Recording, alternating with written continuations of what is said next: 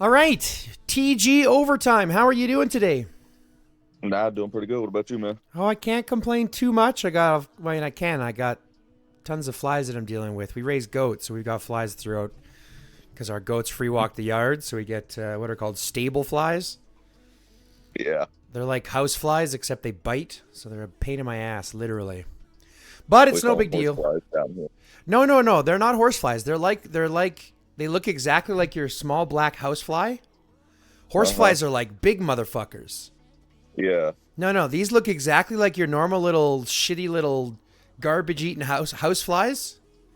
But instead of a little sucker, they've got a little stinger on their mouth instead.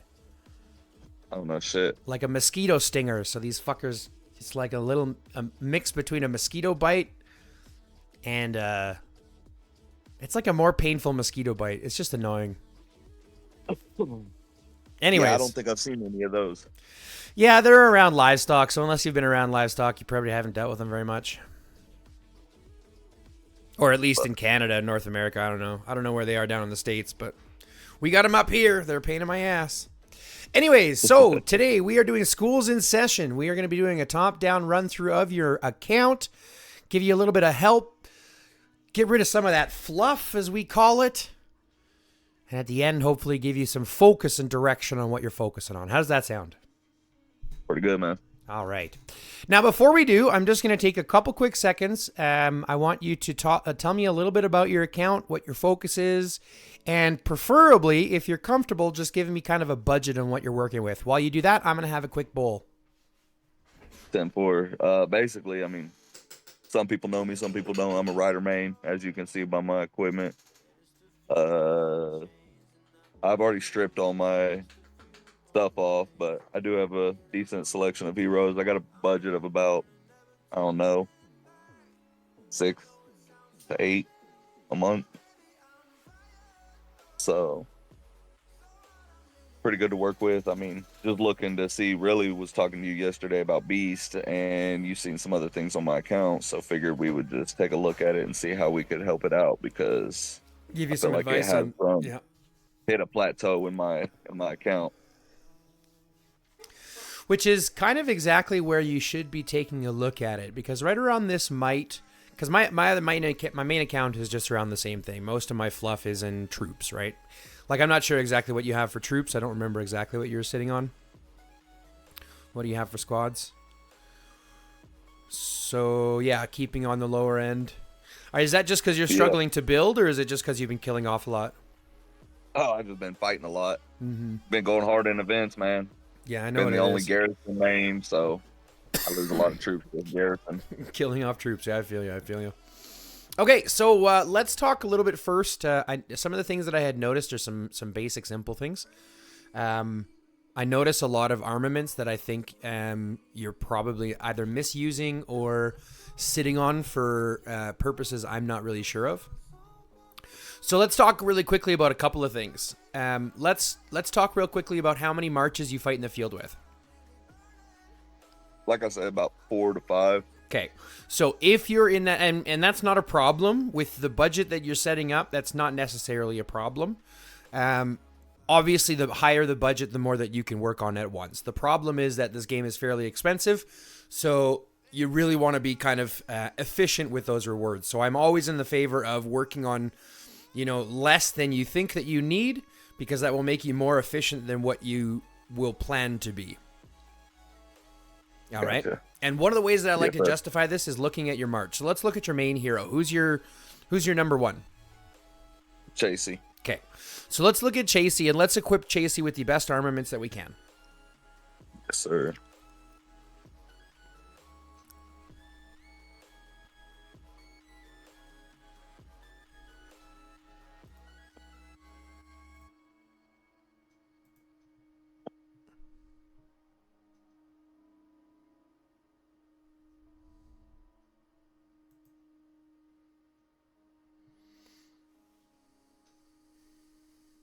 Where is there it is.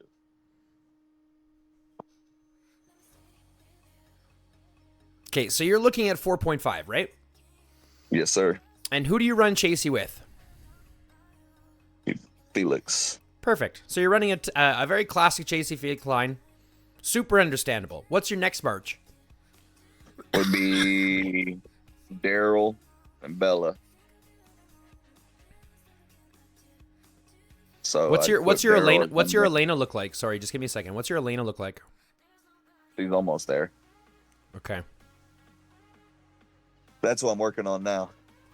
Truth is, you might want to go Daryl Elena anyways, even though Bella's awakened. Okay, and why do you say that? Just because you have Elena's major skill already done, her damage skill. And her flanking damage when she flanks is one of the hardest hitting skills in the game. Okay. Because it effectively deals 17,000 damage to a flanked target. Right? Every second for 3 seconds at almost 6,000. So that's just shy of 18,000 damage. Yes, sir. Yes, sir. I didn't see that. Yeah, so she's one of the hardest hitting.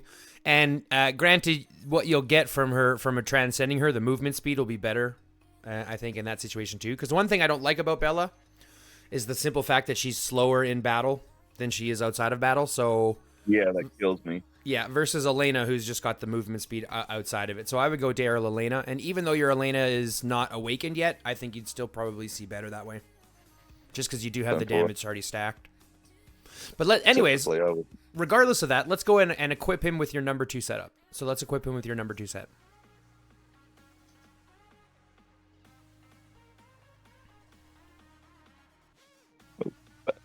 JCS.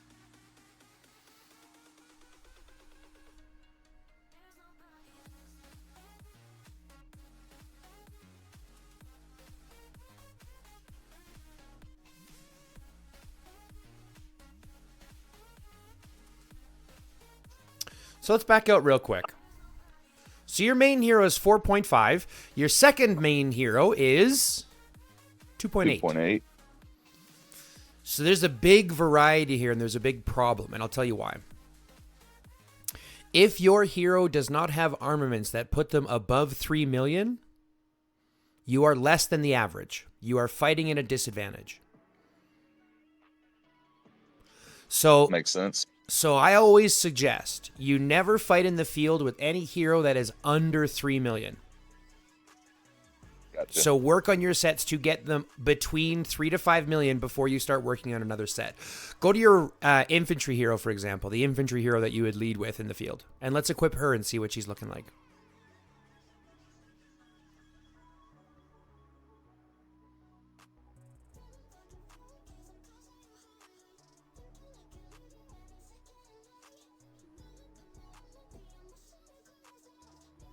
.9. And you're not an infantry main, are you?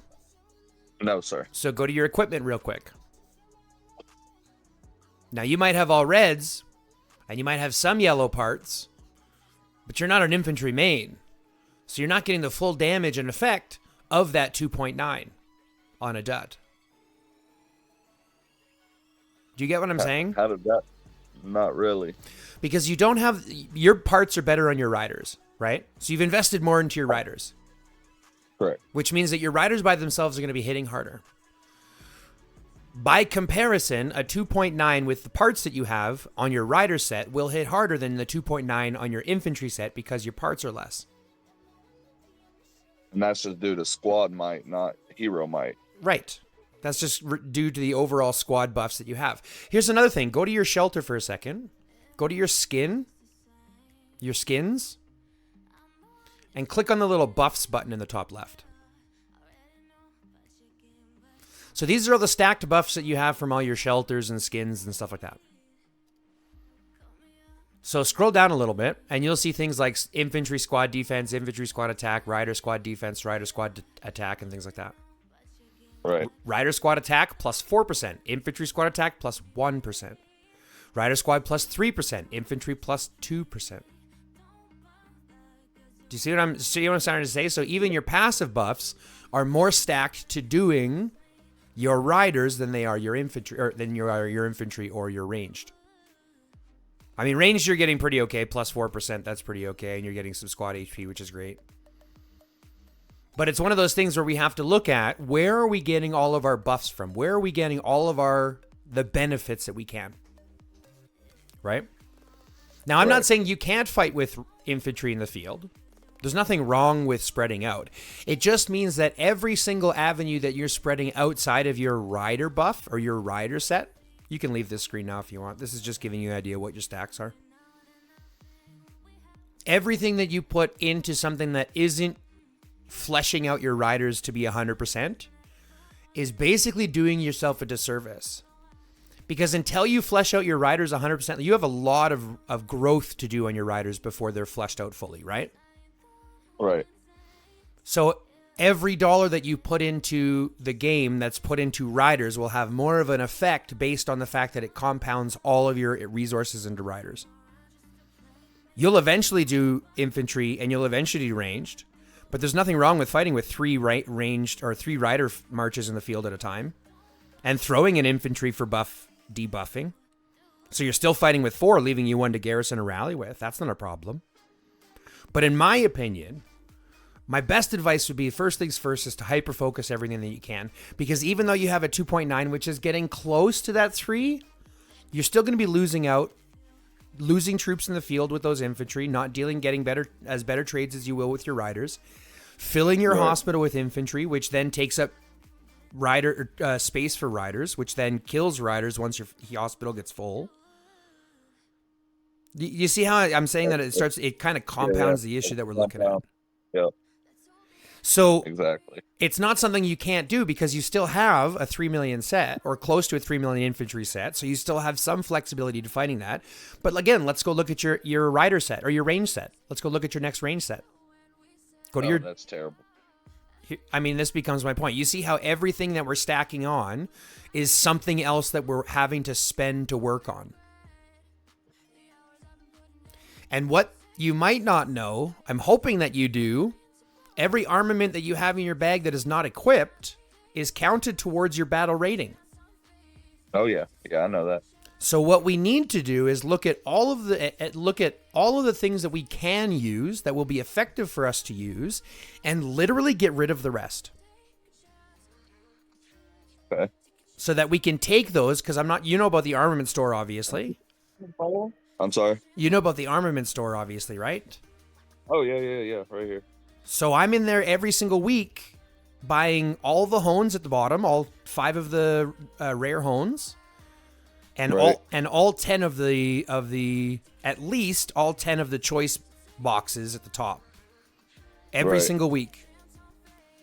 And I'm doing this by recycling so that I can get the actual parts that I want for the pieces that I want that'll make those specific sets harder to hit. Do you get what I'm saying? Yeah, makes sense. Yep. So let's look at doing that and just show you what kind of potential you would have to reinvest those fragments into rider stuff or into the materials that you need. So instead of doing that, let's go back to your armaments and let's finish fleshing out the armaments for the heroes that we would use at maximum. So you've got Chasey done. You've got Felix done. Not Felix, because Felix doesn't need any, sorry. You've already got Daryl done. Now, I noticed this, and I'm just asking a question. Do you know that the armaments don't count on the co-leading heroes? No. Okay. So just to let you know, you don't need armaments on your co-leading heroes. It doesn't count. The only thing that matters is the leading hero itself. That's what matters. If you look at the hero talents, for example, the hero talents don't matter on the co-leading hero. This only matters on the leading hero. So it's the skills that matter then. The skills matter. That's why we're looking at why we can pair some with different ones. So pairing Chasey and Felix, for example, if you go to your Chasey, for example, and then click on your hero talents. So you have her statted a lot for garrison. Oh boy. Can I do you a massive favor? Did anyone give you this? Did anyone give you this list or this talent tree? Yeah. Yeah. Who did you get this from? A buddy of mine. Okay. I'm going to tell you, you're missing out on everything, pretty much. On the skill side. Yeah, so the skill side of the tree is the most important tree in the entire game. And I'll tell you why. You know that there's 3 types of damage, right? Field damage, troop damage, and hero damage. Nope. Basic attack damage, Okay. counter damage, and skill damage. Gotcha. Okay? And the way that these are calculated is based on the troops that you're using. The modifiers are coming off of the troops. So if you send an infantry hero who's buffing infantry troops, I'll show you an example. Go back out here, for example. Go back to your barracks. Pick a barracks, doesn't matter. Uh-oh. Troop? What do you mean? Yeah, a barracks. Whichever barracks you want. I want you to go train, and I want you to click the little exclamation mark at the top left. So this is the calculation that everything is calculated off. So when you're taking 300,000 troops into battle, this is 300,000 troops, each with 755 attack. So 755 times 300,000 is the total attack power of your... Right? And that's kind of how these calculations are being done. Okay? If you send rider troops with an infantry hero, your infantry hero's skills are not buffing those troops. So you're not getting a buff on these stats. Right. Right? Which is where that damage you're losing out on.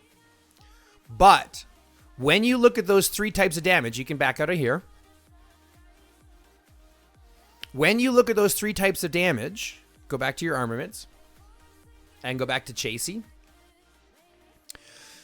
When we look at the calculation of those damage, skill damage accounts for almost, it's like between 40 to 50%. Okay?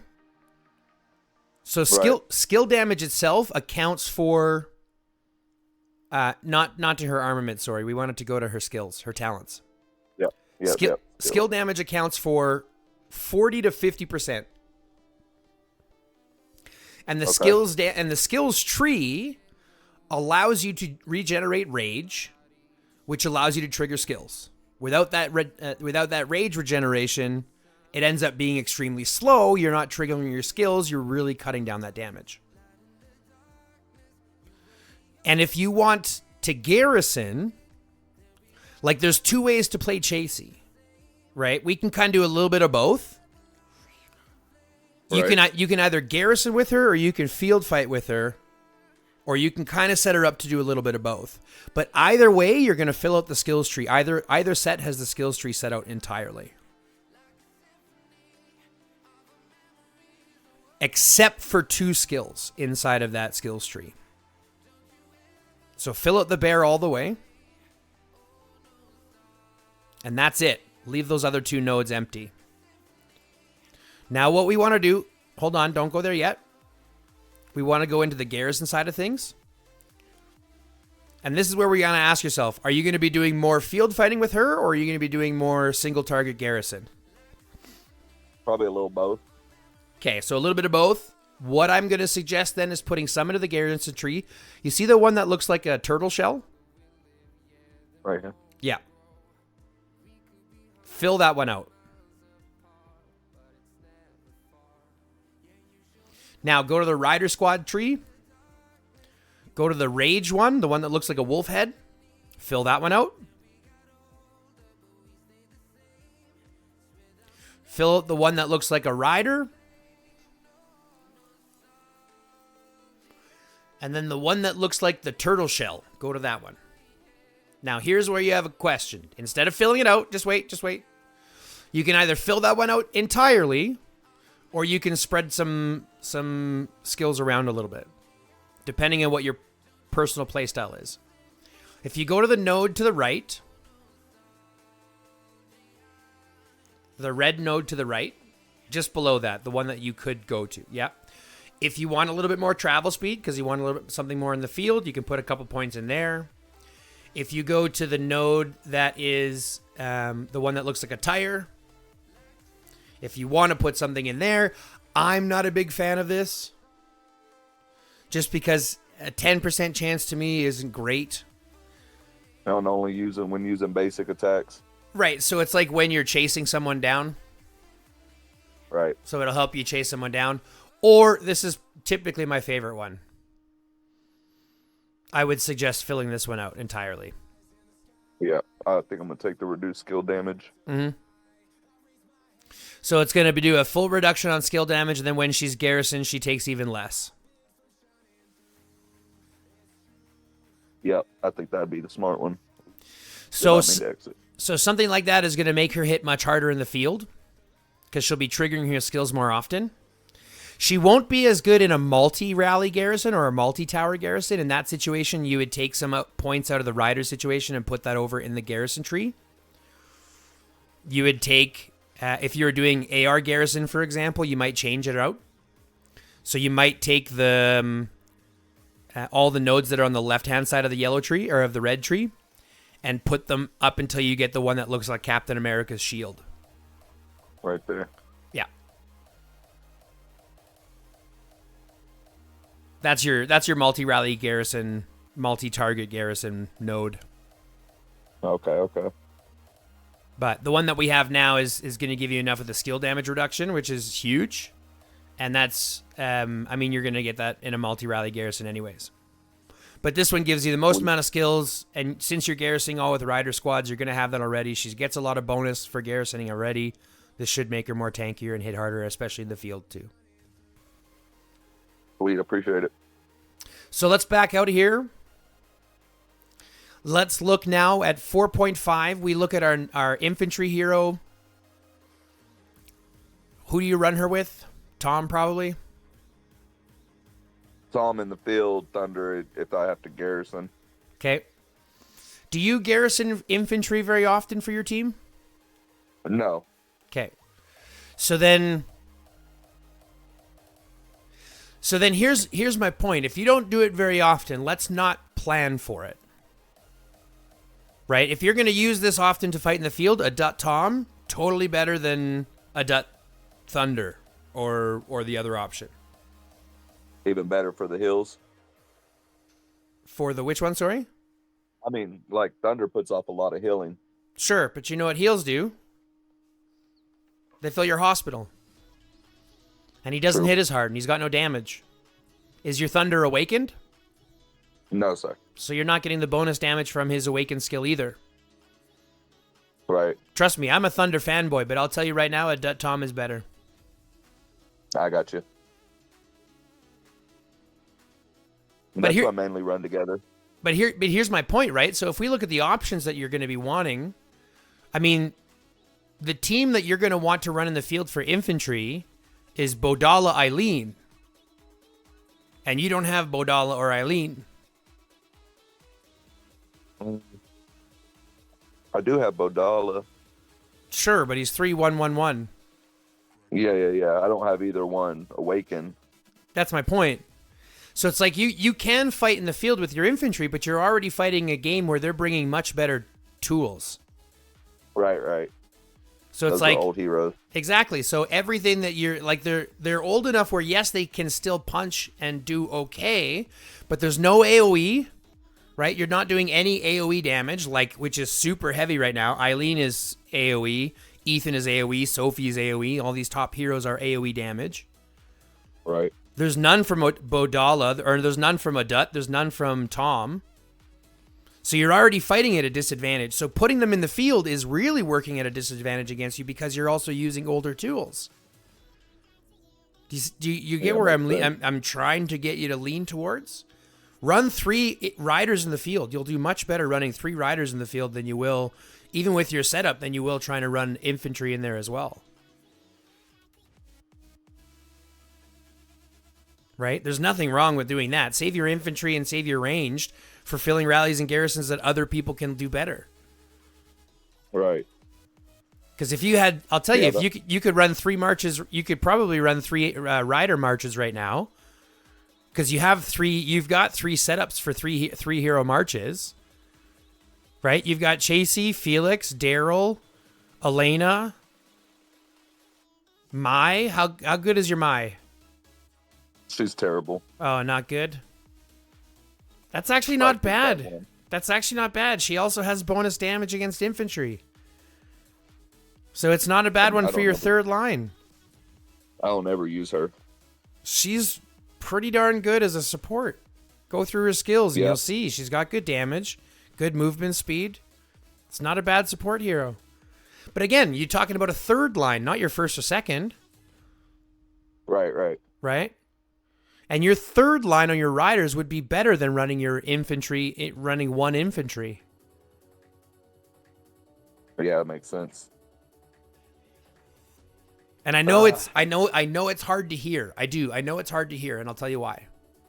Because we all want to be the type of guy that fights 5 marches in the field of 3 different types, doing the best that we can across everything. But the tough part about that is the most expensive way to play this game. And even at $800 to $1,000 a month, it's not enough. It's not enough. Like, let's be honest. Go back to your account for a second and let's look at go to your profile for a second. All right, give me 1 second. Yeah. I'll be back, babe. Oh, yeah. No worries. No, not you. I was talking to my wife. Oh. Whoopsh. Just go back to your profile for me real quick.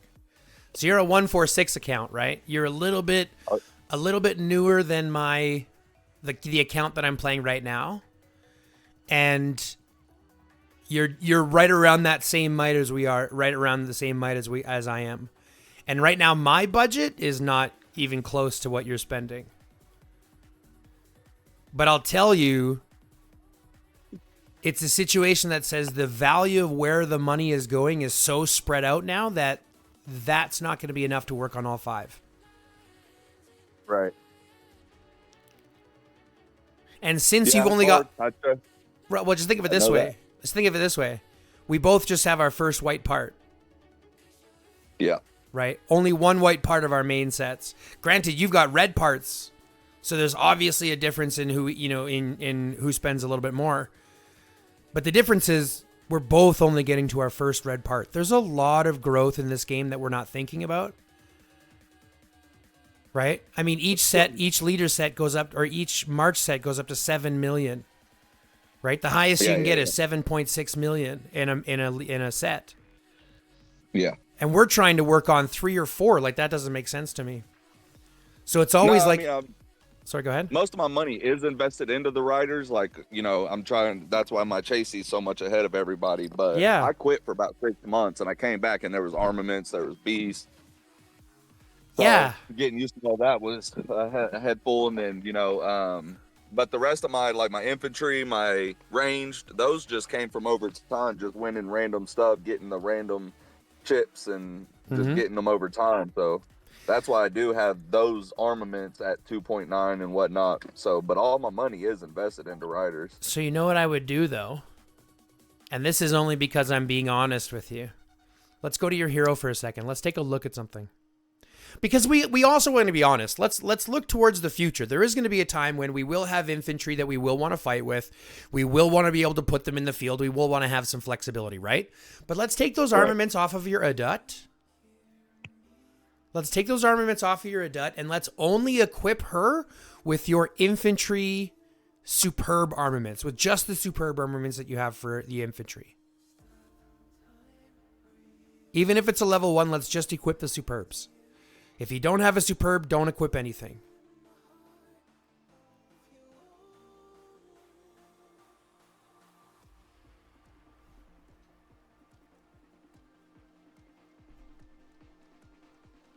So here's the thing. By the time you're ready to fight with infantry in the field, you'll have superbs in place. Every infantry armament that you currently have is taking away from your strength as a rider main. It's taking away from your Chasey Garrison. It's taking away from your Felix in the field. It's taking away from Daryl in the field. And it's adding to your might. It's adding to your rating. It's making your matchmaking harder and giving you worse trades. So my advice is keep the superbs. Work on these superbs, because even when a superb is 3-star, it's still going to be more valuable than a full 5-star. Right.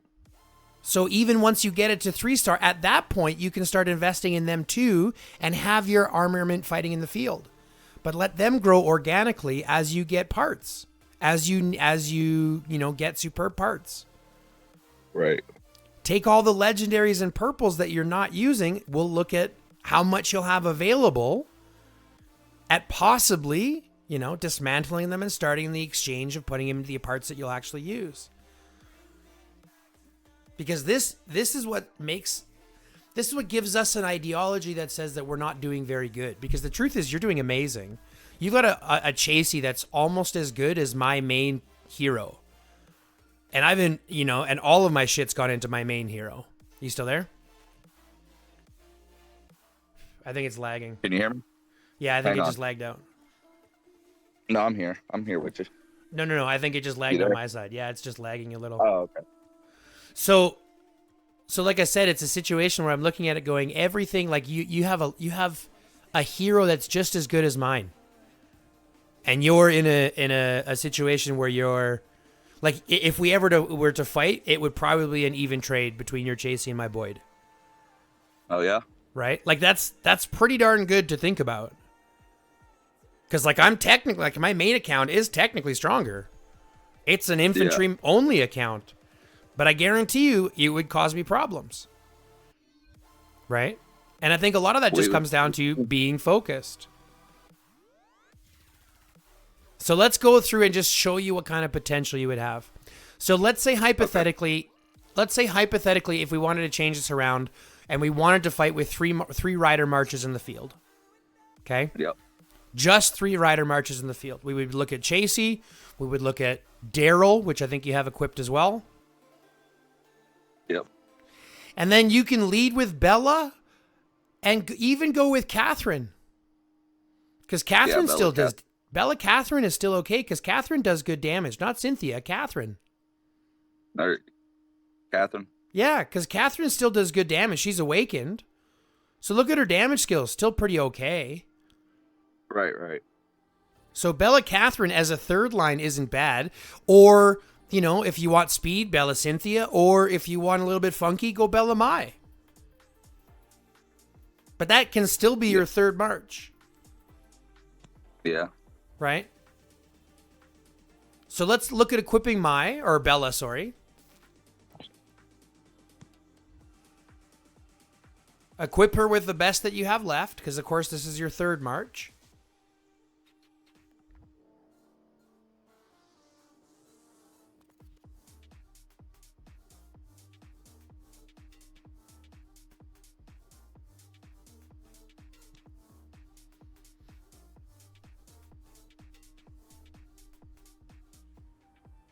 Nope, that's it.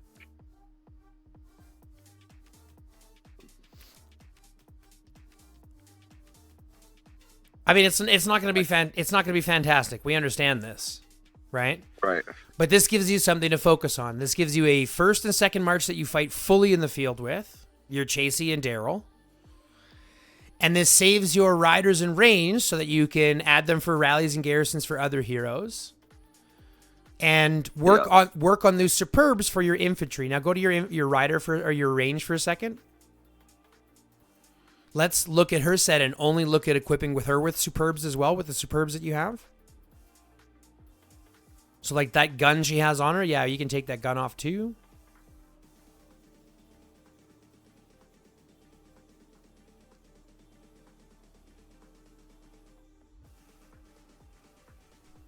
We'll talk about that high performance motor here in a second. Oh yeah, unequip it. Well, look, I'm a firm believer. The high performance motor is made for one thing. Gathering. Yes. You're missing out on 10% extra resources. You're missing out on 18% gathering speed. And this game is so important about farming. Like once I started getting tier 6 and I realized that every event costs me 4 or 5 billion resources combined across everything. Do you see what I'm saying? Yeah. Like, let me ask you, do you buy resource packs or do you spend your money on other things? Oh, I don't buy resource packs. No. Okay, good. Because resource packs are ridiculous. But this is one of those things where farming is super important. So the value, and look at the value of what you're getting on the Hones. You're getting a 1.7% infantry squad attack and a 1.7% squad attack. Right. Right? So combined, it's like 3.2%. When if you dump that on and you spread that over your farming heroes, well, you're earning tons more resources, earning them faster, and you can hone on those. Hang on real quick. What's Yeah. up? Yeah.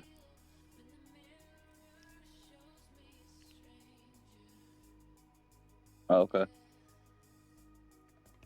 All right, appreciate it. Thank you, bro. Sorry, neighbor was talking. No worries, no worries. But it's basically, I look at it, go every hone that we put in there, because we can put on gathering hone, squad load, and travel speed for our gathering heroes, and have them farm much more efficiently. And again, everything I look at is about efficiency. Right? Makes sense. So not only do we look at equipping the heroes, and the reason I say, again, let me just backtrack just a second. The reason why I say to equip your superbs on your infantry and ranged is so that we still keep those. Because the superbs are still something we want to be able to work on. Right. Because that's what we're going to build the set. And then you know that for Bella, when you want to run that third set, once you get him above 3 million, you can now dump everything into getting Bella up to 3 million. Right. And in order to get him to 3 million, I mean, you just need a couple of hones to do that. Like, if you look through his hones right now, let's look through his set. Oh, it's terrible, I think. It's not terrible, too bad. But I mean, definitely could work. One that I have a problem with. Two I have a problem with. Yeah, Garrison. He's not a Garrison. What about his devices? Rally, skill damage. 3 I got a problem with. And his other device. Okay, so in reality, you've only got about 3 hones that are big kind of problematic. And that's only your garrison hones, your rally hones.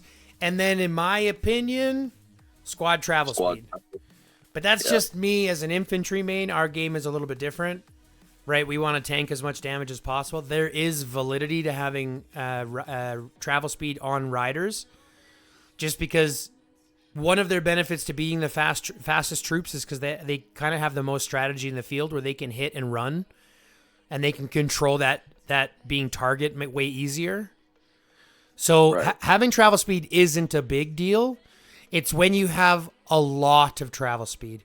So you've got 2 hones of your other one that has travel speed on it, on your device, your purple device. Ooh. So you've got 2 travel speeds. Well, that's in place of 2 other hones. It's not a problem to have 5 on the other one, because that's only taking up 1 hone. But this is taking up 2 hones where you could have a higher value.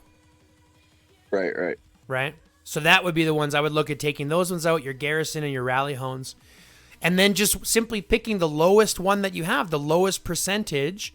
So if you look at your helmet, for example, right, your lowest percentage, 2.5%. 2.5% is lower than squad block 31, so that's your lowest one so far. Look at your gun. 2.5% is still your lowest. Go to your shoes. 2.5 is still your lowest. You see what we're doing here? We're just picking our lowest hone. Right. Hone that one off first, and whichever one of the block, lethality, attack, and defense that you're lucky enough to get is what you're going to keep. Right. And then maybe some travel speed if you want to go that route too. But you'll see him, you could get him, like if you're saving up your hones for the honing event, you'll see him jump over 3 million in the next honing event. And then you can dump everything into get into your Bella, right? Right. And then you can get those legendary hones for Bella, legendary fragments for Bella. Now, here is something that I'm a little bit surprised about. Why haven't you used your spooky shoes to updo your mice shoes? Just based on might factor. Yeah, but you can upgrade your you can upgrade your my shoes. Oh, my shoes. You can upgrade my shrine's shoes with your other shoes. With these ones? Nope. These ones? Yes.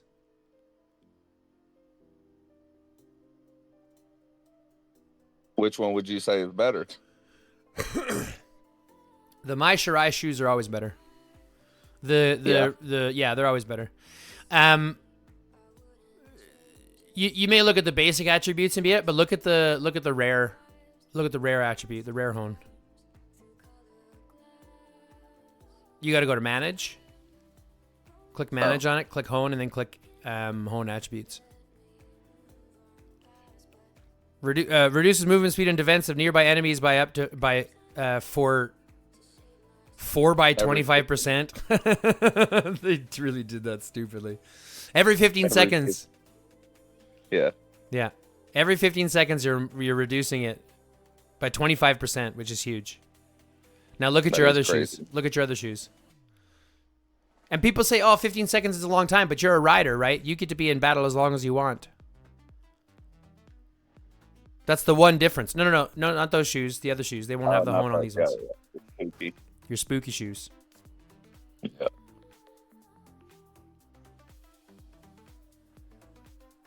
Oh, it's the same hone. Yeah. Oh, cool. I didn't even know that. That's something I learned. I thought it was a different hone. But this is even better. Let's go back and talk about the base ones so you can ask which ones are better. We can compare these directly and I'll show you. Squad's basic attack damage taken and the rider squad attack, right? And counter damage taken. We can talk about counter damage in a second. Go to your other shoes. Basic attack damage taken. Same thing. Rider squad block. So you'll be a little bit tankier versus attack. I'm a big fan of block over, like block and lethality over attack and defense, because block and lethality basically equals attack and defense. The more block you have, it actually transfers over to attack and defense, and it gives you bonus damage multipliers. So in my opinion, isn't every 10 points is only 0.1%, right? Yes. So you start off that way, but remember this is going to stack up to 100, which will give you 1%. Additional, plus the additional block. Plus, what you're getting from stacking block or lethality is the multiplying damage effect. If your lethality is higher than their block, you get a damage multiplier. If your block is higher than their lethality, you get a damage debuff. You see what I'm saying? Yeah. So it works both ways. The only thing that's going to be really different between these two, between the shoes, the spooky shoes and the My Shirai shoes, is the rider squad travel speed, which then means you don't have to hone it anywhere else. You can actually just benefit it, versus counter damage taken. So here's my question. When we talk about damage, okay, we have to ask ourselves, how is damage done? There's 3 types, basic, skill, and counter damage. When I'm attacking you with basic attack damage, you are countering me with counter damage. So if I'm attacking you and you're attacking me, we together are dealing basic attack damage, counter damage, and skill damage. If I'm attacking you but you're running away, I'm dealing you basic damage, you're dealing me counter damage, right? I'm dealing you skill damage, you're not dealing me skill damage. However, if you're being swarmed, you're only receiving counter damage from one source. So if you're fighting in the field, counter damage taken is only being reduced from one source. Whereas if you go to the shoes, the fact that it's providing block is making you tankier to all sources. And an additional off your basic attack damage. Do you see what I'm saying? Yeah. Like, counter damage taken to me, that's why when I look at the helmets, look at your helmets, for example. You've got, see, and here's another prime example. You've got a 5-star flight helmet providing block, damage reduction, and squad defense. Look at the other helmet, the special one that you have. Lethality, squad damage, squad attack. So you can be tankier with the flight helmet, or you can deal a whole bunch more damage with the hair ribbon. And you can use your flight helmet to fully level up your hair ribbon.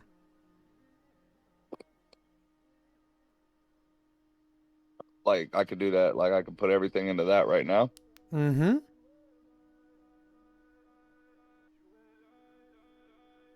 How's that? Take your other helmet off of Chasey.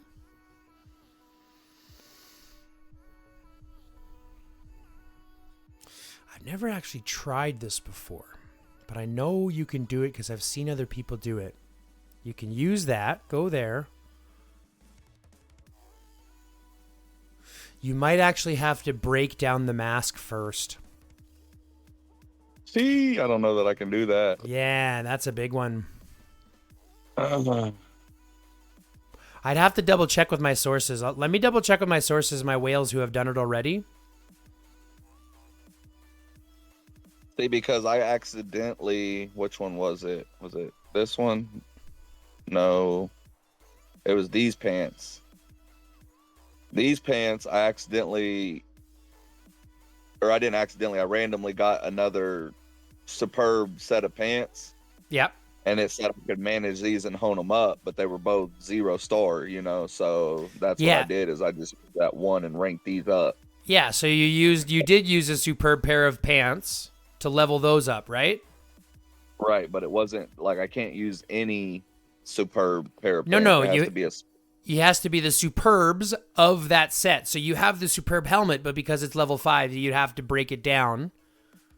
Right. And then use all of those parts to dump it into your other one.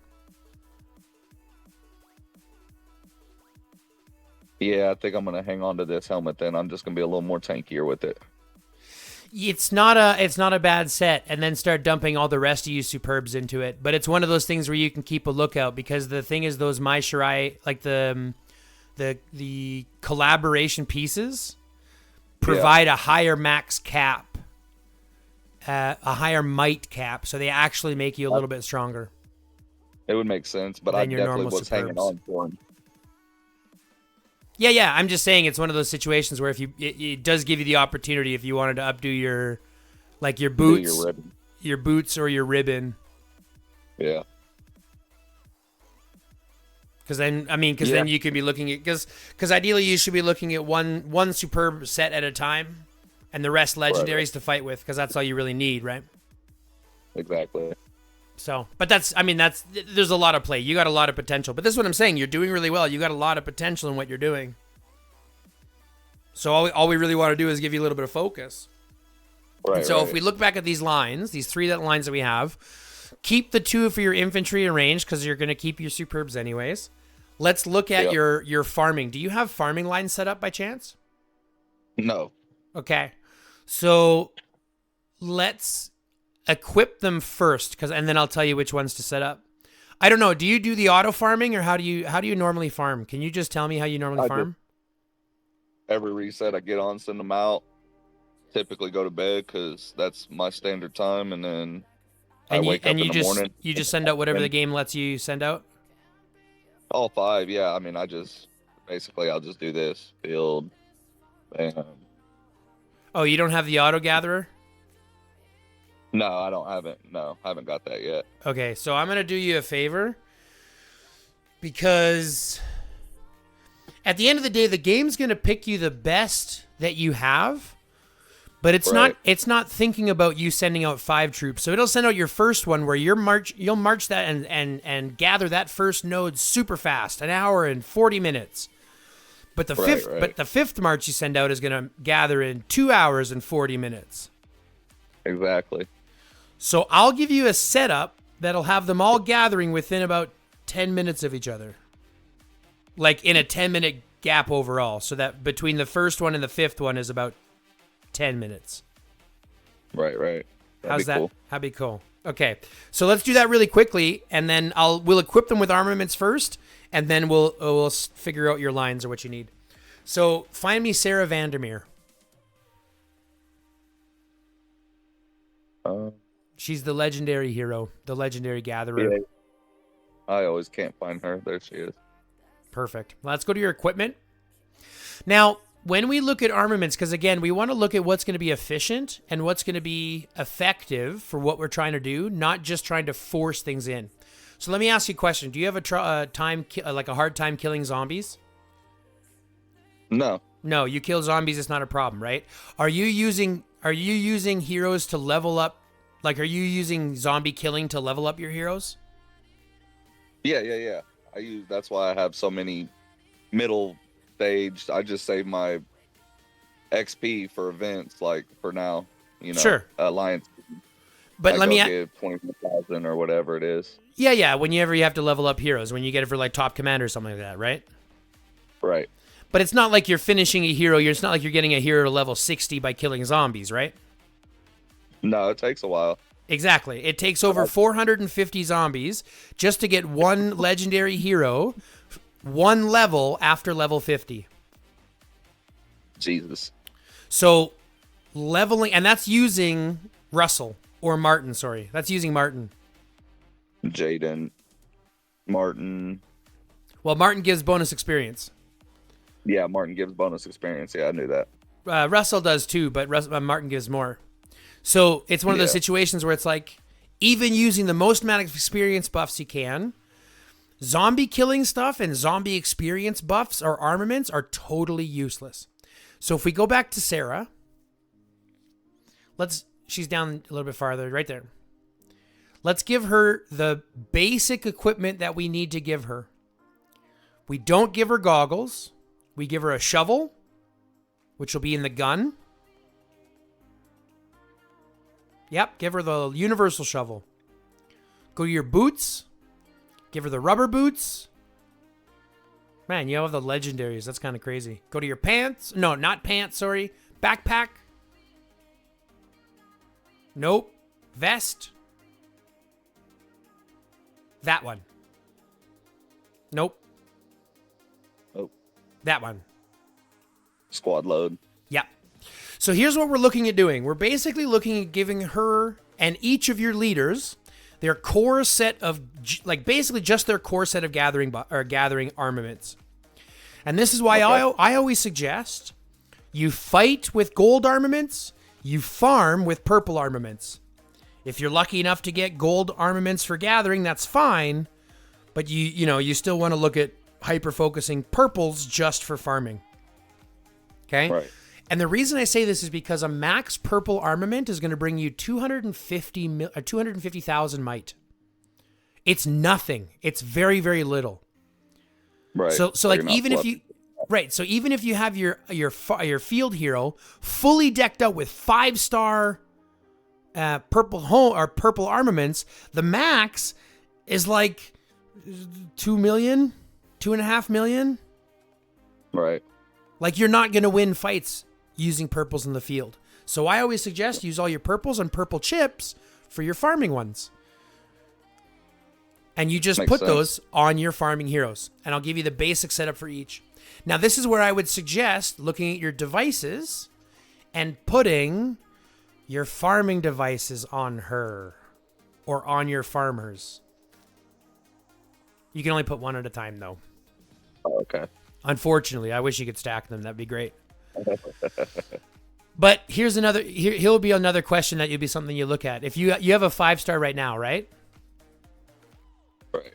If you unequip that one, what you can actually do is break them down so that you can get one on each of your farming leaders and level them all up evenly with the extras. Okay. That becomes a thought.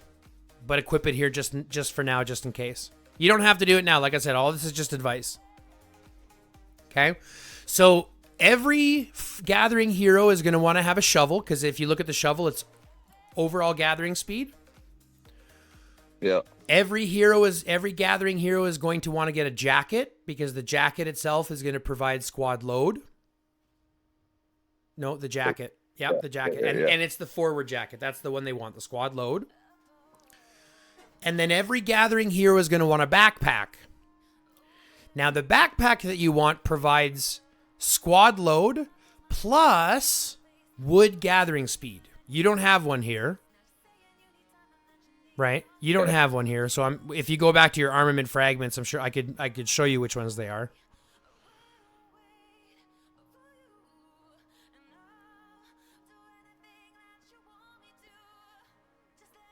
Yeah, just pick any one of your fragments. Just one of the fragment choice boxes. Go all the way to the right. So everyone's going to get a shovel. Okay? Because it provides gathering speed. Stack that up to level 5 on each of your gatherers. Go to your helmets. For this one, you're going to want to get the middle one.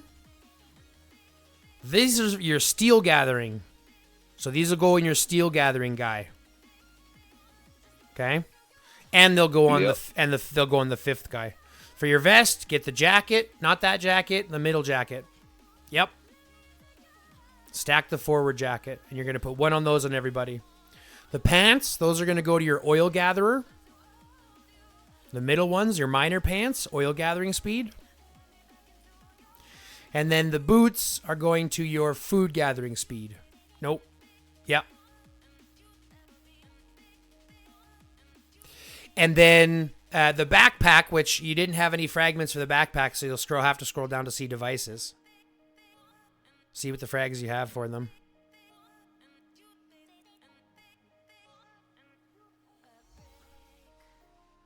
The strap case, the one you've got 19 for. So this one, you can put on just your wood gathering speed hero if you want, or you can put it on all of your heroes, all of your gathering heroes, because it does provide squad load. The other ones are totally useless. Yeah. You see what we're talking about here? Yeah, I'm looking at it. Yeah. So you build up the strap case for either just your wood gathering speed or one for everybody. I put one on everybody because that means I need to keep less cars. Right. So let's go back to equipping the rest of your farmers real quick. We've got Sarah done. Let's go to Jeremy. He's in green. Maxine wouldn't be. She'll be for oil. We'll do her after. Really? For oil, huh? Yep. And I'll tell you why. Because when you look at her skills are specific to doing oil. Jeremy is the guy with the green hoodie. I guess it's more teal than green. Or blue. I'm wrong. It's right there. Blue hoodie. I was going to say, am I missing them? Yeah, you just scroll past him. Right there. Right above Chun. Oh. Yeah, Jeremy. He's going to be doing wood for you. So we're going to equip him for wood. Okay. So he gets 30% when doing wood. So he's going to get a shovel. Which you have one, so you can put that on him. And then switch it to purple when you get a purple one. He's not going to get boots. You don't need to worry about boots. He's going to get a backpack, but you don't have it yet. And you don't have the strap case or the forward jacket for him yet, so it's something else to work on. And he doesn't need pants. You just need a device on him. Put your other gathering one on him. Okay. Next, we're going to go look at not Jeremy, Alexander.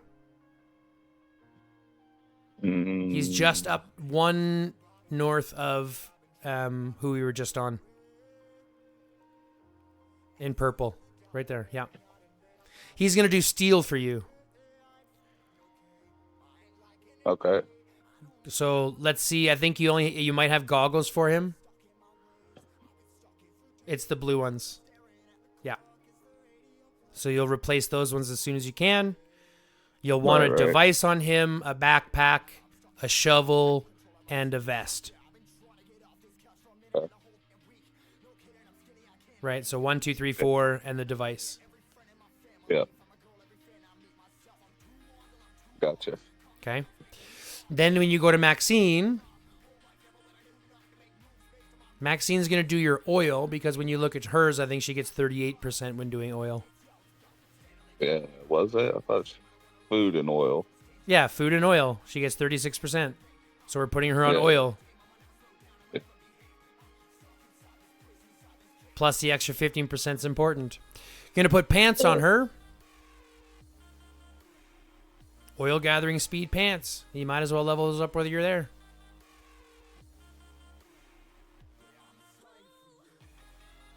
And then she'll want a backpack, a vest, and a shovel as well.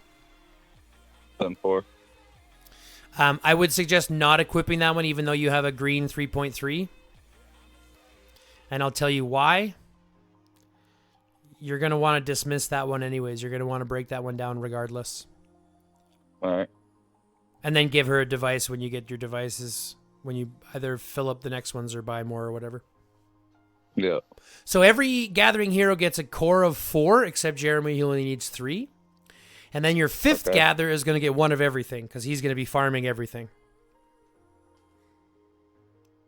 And who is that? Your 5th gather is Andrew Morrison. But you don't have any armaments to put him on right now, so we'll just put him in the list and I'll show you. Yeah, No, back alley Doris. The doctor, sorry. The crazy Dr. Hare. No, not back alley. The guy down below him, right below him. Oh. Yep, Andrew Morrison.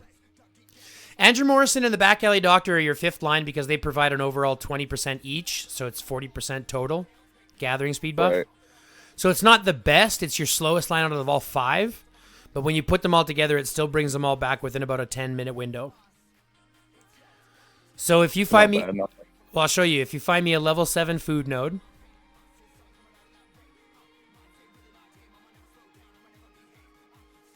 And we start out and we send... Click gather. Click create squad. Now do me a favor. Before we go any farther, click the little button that's got the 2 arrows back to forth. Do you have other marches saved on your other marches? Like, do you have other marches saved besides these first 5? Not the beast one. My bad. Yeah. I know what you're talking about. So what do you save these ones for? These are... Hang on. This is how... Wait, what's going on? Okay, there we go.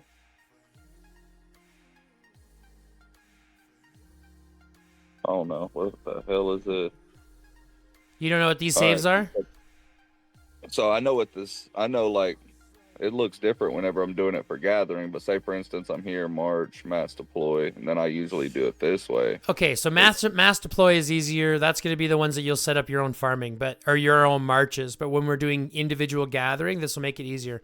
So click the little file folder button. Yeah. Click the little settings wheel on the top, and let's delete all of your individual save ones.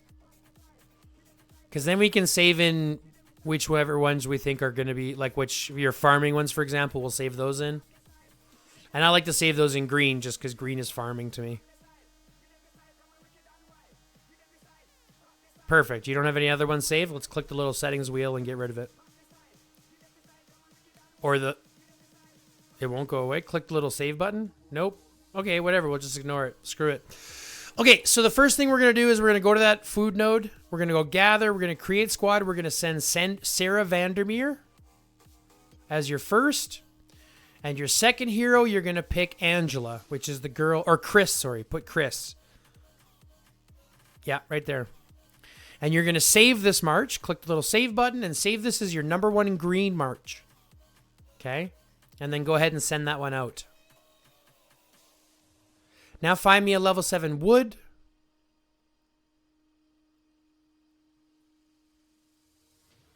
Create squad. Save this one as your number 2 green.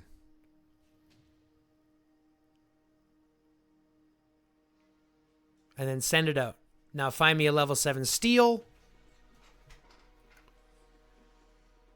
Gather. You're going to send Alexander, but instead of Maxine, we're going to send Angela. And you're going to save that as number 3. Send it out. Go to your oil node.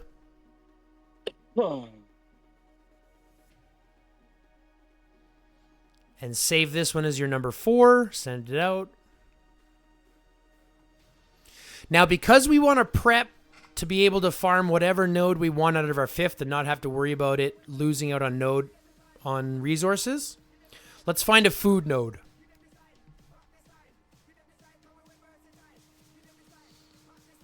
And save this one as... Put Andrew Morrison first. He should be first, and he will be when you put the other stuff on him.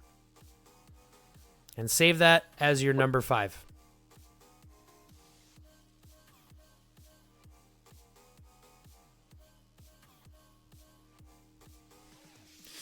Now, go to your squads for me.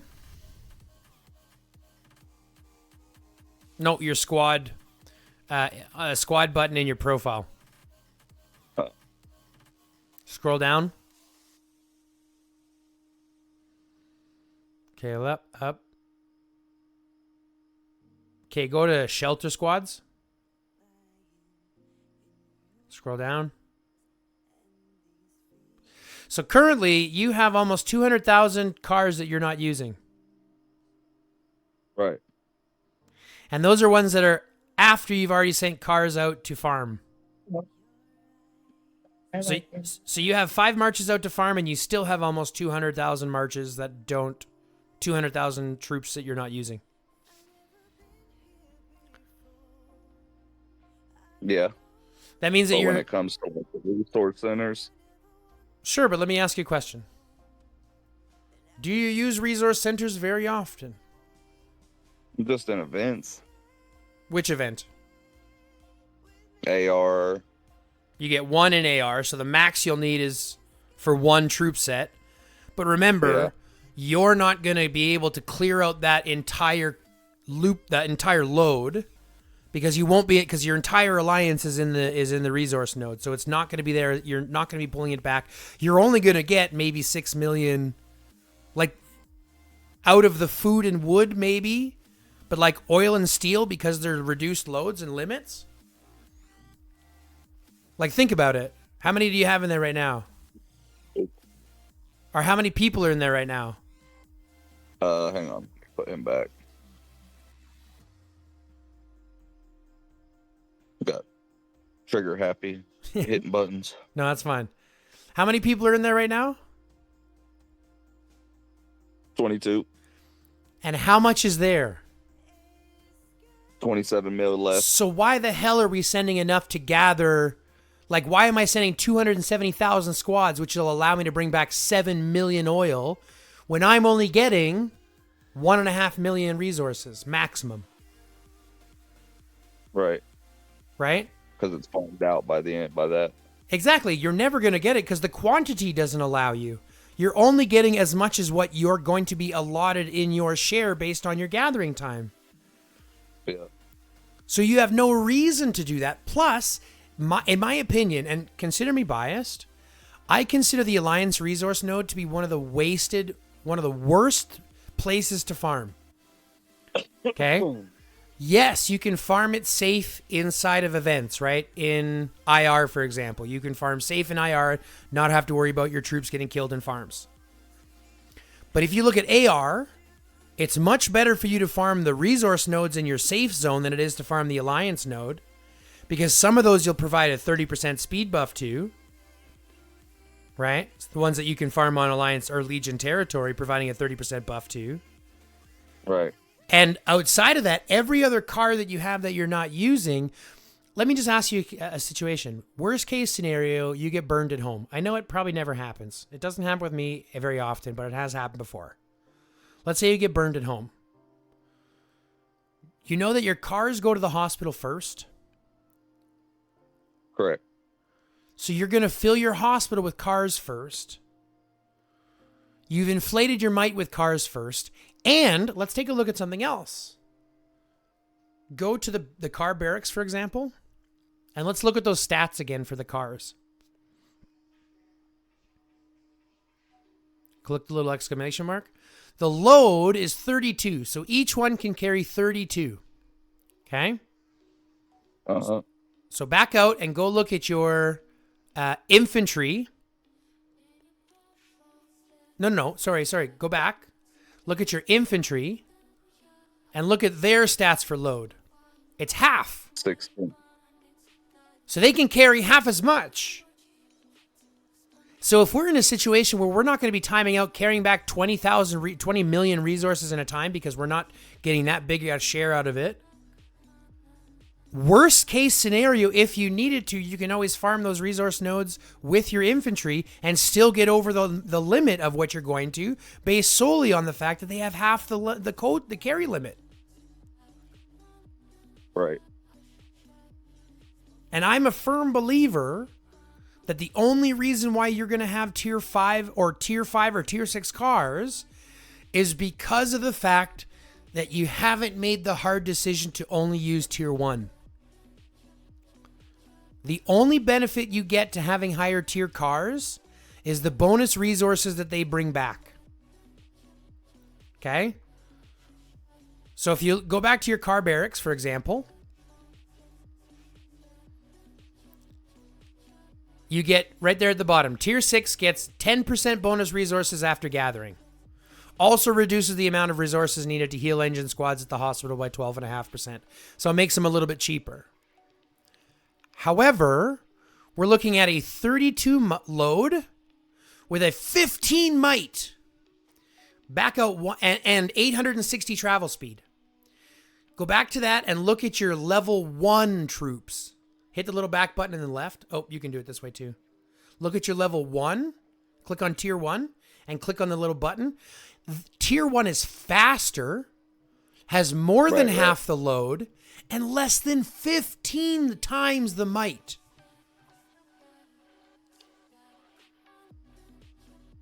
Not only that, they don't take... cheaper. They're much cheaper to build. They're instantaneous to repair. They're cheaper to repair. If I were you, which I did with my main account, I only run 150,000 to 160,000 tier 1 cars, because that's enough to farm 5 nodes fully. It's like 30,000 troops or something, like 30,000 with my current load limit, right? So it's like 160,000 tier 1 cars is all that I need to farm 5 full nodes of whatever I want all the time. I never farm in Alliance resource nodes anyways, because you don't get the 30% bonus and you don't get the Alliance resources. The only thing you get is a safe place to farm at a slower speed. So I think it's a horrendous trade-off. And every other car and every other troop type and every other thing that you have is doing nothing but making your matchmaking harder, making your ranking harder, making your rating harder, and making everything else, your trades, harder in the long run. Yeah, that makes sense. Right? So I would look at it and say it's a situation that says you want to look at your troops as well. And if you've got tier 4, tier 3, and tier 2 troops, you know that you can just delete them, right? Oh, really? Yeah. Go to your shelter. You're not your shelter, your barracks. But instead of going into your barracks, click the info button. Oh, okay. You can delete them manually. Now, you're not going to get anything back for it. But all those ones that you're not using, the tier 3, tier 4, tier 5, right, is just inflating your might, making things harder.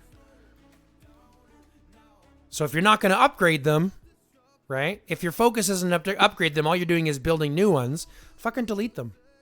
Same with your cars. Right. All the extra ones that you're not using, delete them. Make yourself... Here's how I look at it. The game wants you to raise your might as high as you can. But doing that makes your matchmaking harder. So doesn't it make more sense to be as low a might as possible, but punch as hard as possible for that might? Right? Get the best matchmaking you can and punch hard at that matchmaking. Yeah. So I look at it as everything extra is working against us. So now that we have your farmers out, I think you still have what's-his-face not farming right now. He's just sitting in the middle of nowhere. What the hell? Somebody must have stole the node. It must have. Maybe he was going to that level 7 by Maslinka. What was it, 7? That's wood. So he was He's steel. Yeah. There's one right by straight east. Right there. Click the little... You see by the troops, you have that little up-down button by the number? By the 5 of 5? Yeah. Click that right now. And this will give you your average return rate. So right now you have Maxine coming back in 2 hours. And your slowest one coming back in 2 hours and 20 minutes. Yeah, that's not bad. So it's all within about 20 minutes of each other. And as you add speed ups to them, right, that's your absolute slowest. But if you look at the main 3, we're all within 15, 16 minutes. Right. Between the main 4. So now you log in once every 2 hours and 20 minutes to send out all 5 of your marches. Make sense? Yeah. Oh, yeah. It's making more sense. I never really paid attention to gathers. But now it becomes one of those situations where you can easily, start farming the nodes that you want, farm one of each, right? If you More have to move efficiently. them around, exactly, and be as efficient as possible. So let's go back to your armaments, for example, for a second. In your bag, or wait, let's go. Wait, we have one more hero we have to do first. Go to your favorite leader hero. I'd have to say, what's her name? Bianca. No, I mean not her.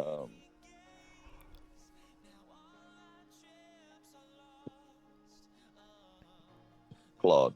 Okay, now we're going to equip any of the superbs that you have for a leader set. I don't have any. Okay, perfect. So that's an easy set for us then. What we're trying to do is we're trying to look towards the future, but we want today to be as efficient as possible. So if you go to your backpack right now, and you go to your armaments, and we look through every armament that we currently have unequipped, okay? And in fact, here's a good way to look at it without doing anything. Go back out here, click on that, click on the little lock button, the unlock button, top right, and then click dismantle.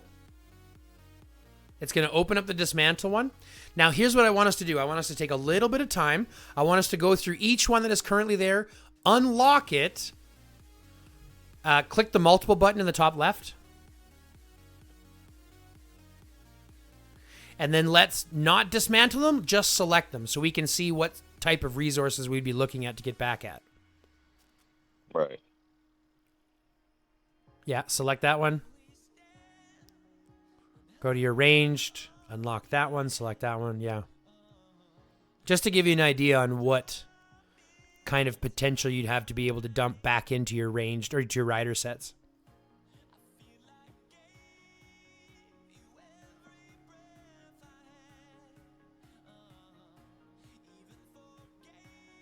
And of course, we're not getting rid of any of the rain or the rider stuff, and we're not getting rid of any of the superb stuff. Those are all the stuff that we're keeping. But nothing that we're looking at is going to get any rider stuff. It's all ranged and infantry stuff.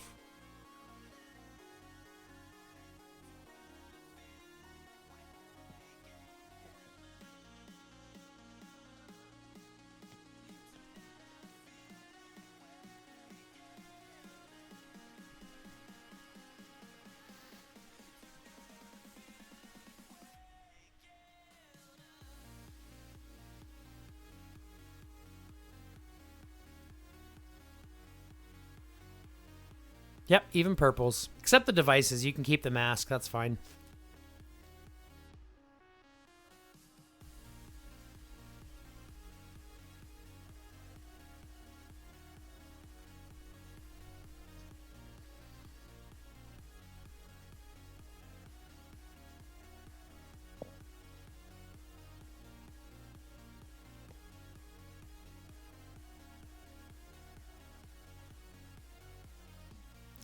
So if you were to go ahead with this gives you a buttload. I mean, effectively, this allows you to participate in your next honing event and get, I think it's 2 or 3 guaranteed red hone chests or red hone canisters with the amount of rare hones that you get out of this. Yeah. Right? So if you're to do that, that also gives you the exchange shop for the next 7 weeks where you're getting 20 fragments. Right, 15 fragments, or 15 fragments for the armaments that you want for the next 6 weeks. That's 4 or 5 extra pieces of legendary equipment specifically for riders. So you can either work on that third set, right? So you have that third running set in the field, or, work on it. It gives you more of a focus to go from there, because you still have the superbs for the infantry, you still have the superbs for the riders, still have superbs for ranged. But it gives you more of a focus on what you should be working towards. So that would be... I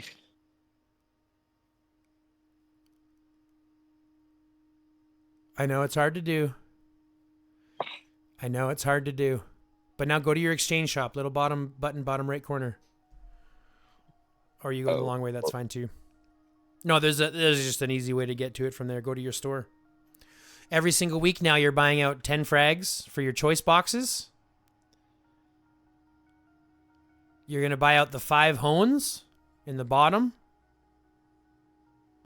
And you're going to buy out the riders packages, both the shockproof case and the polycarbonate case. Why do you say both of them? Because as a rider main, you can afford to work on 1 or 2 at the same time. Right? Because you're only, right now you're only running 2 marches in the field. We want to get Bella as quick as we can. So the game is going to give you fragments. There's nothing wrong with being specific on looking at which ones you want specifically. But as a rider main, until you have 5 full sets, right? Or 4 full sets, and then 1 garrison, what does it matter? Plus the polycarbonate case and the shockproof case both give you good buffs. So they're not bad ones to look at, right? One's going to give you squad attack. One's going to give you basic attack damage, I believe. Oh, defense. Yeah, the case is attack or defense. So it just gives you more flexibility, right? Yeah. And until you have 5 sets of each, right? Until you have 5 full sets, it's kind of irrelevant. You want to buy out those ones. And then I wouldn't worry about the ranged ones. I wouldn't worry about the rider one or the infantry ones, and I would not worry about the gathering one. Do not get the rare strap case. Don't worry about those. You'll get those in time. But now you got 34,000 of those, so that's coming every single week for the next. I mean, that could be for the next 30 weeks. You know what I'm saying? Yeah. That's like 7, 8, 9 fragments. That's almost a 5-star fragment for one of your heroes.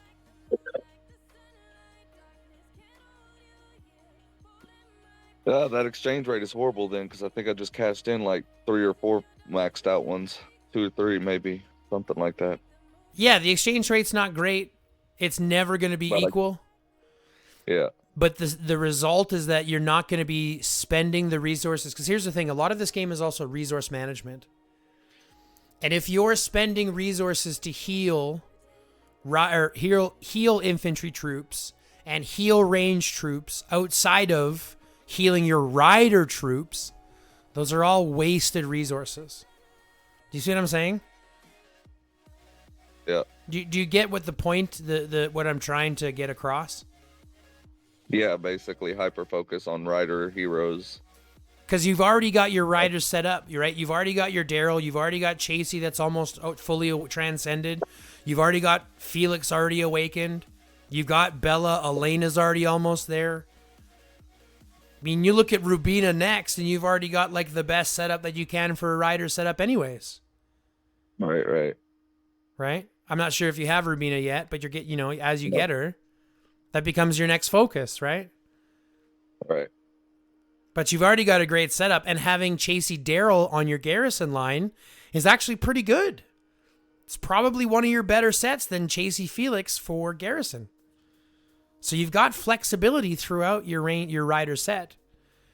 But I think a lot of it comes down to us just trying to do everything and try to throw everything at the problem, when it's better for us to strike like intelligently, strike focused, right? Right, you're right. Instead of E-Honda 1,000 hands, right? Instead of E-Honda 1,000 hands, let's, what is it, 5-star knuckle punch or whatever from Kill Bill. Right. So now that we have your gatherers out, we can recall them all.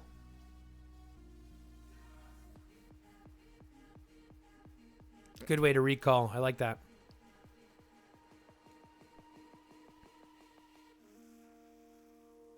And here's the thing, although we haven't dropped your might very much, we've dropped your battle rating a lot.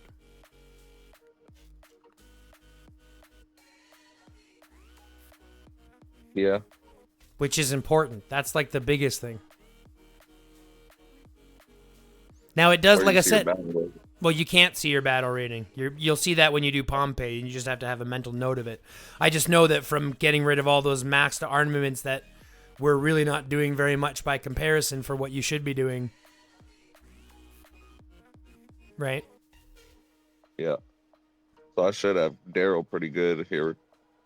Yeah, you can have Daryl. I mean, you can have Daryl above 3 million. I'd be working on your next set on Bella anyway. So start putting fragments and choice boxes in, you know, when you're getting your fragment boxes into what she needs. She needs a case real quick. Put the mask on her.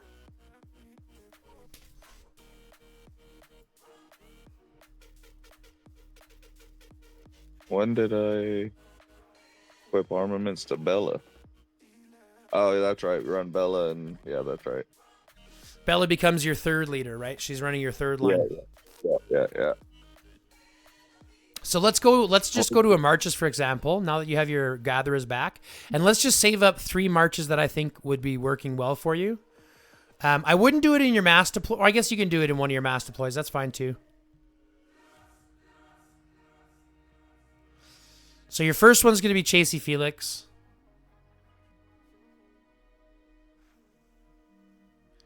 Actually, before we do this, let's go beasts. Let's do our beasts because we have to equip our beasts to our lines.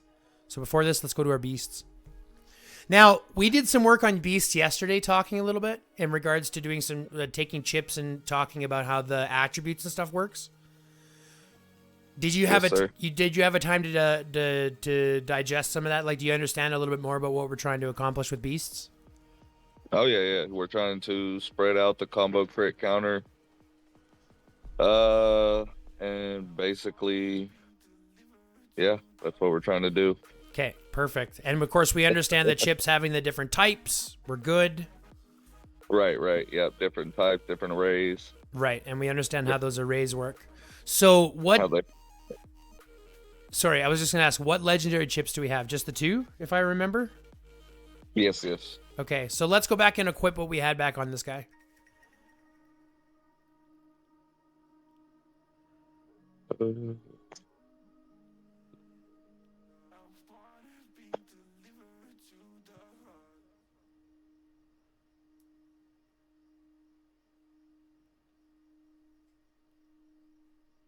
Yeah, I believe that's what we had.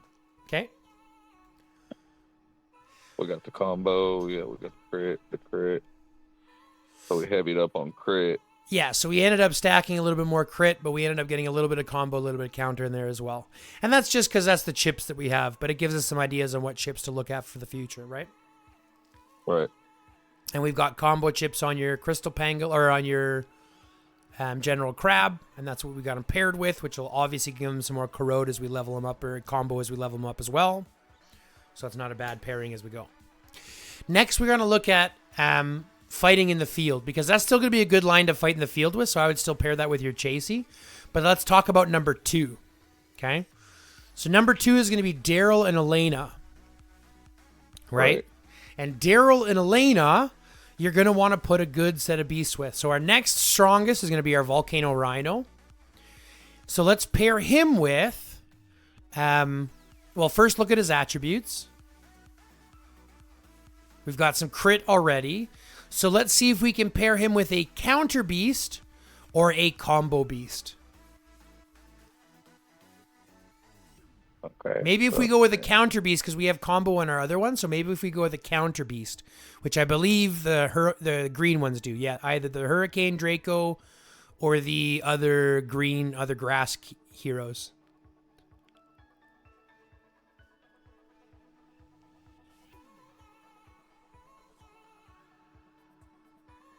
Shield, counter, shield. Are they all counter shield? Yeah. Yeah. Yeah, so I'll probably pair them with the Hurricane Draco. So sure. We need to go so here. Pair them with the Hurricane Draco. Okay. So now let's go to the Hurricane Draco, and let's give the Hurricane Draco as much counter as we can give him.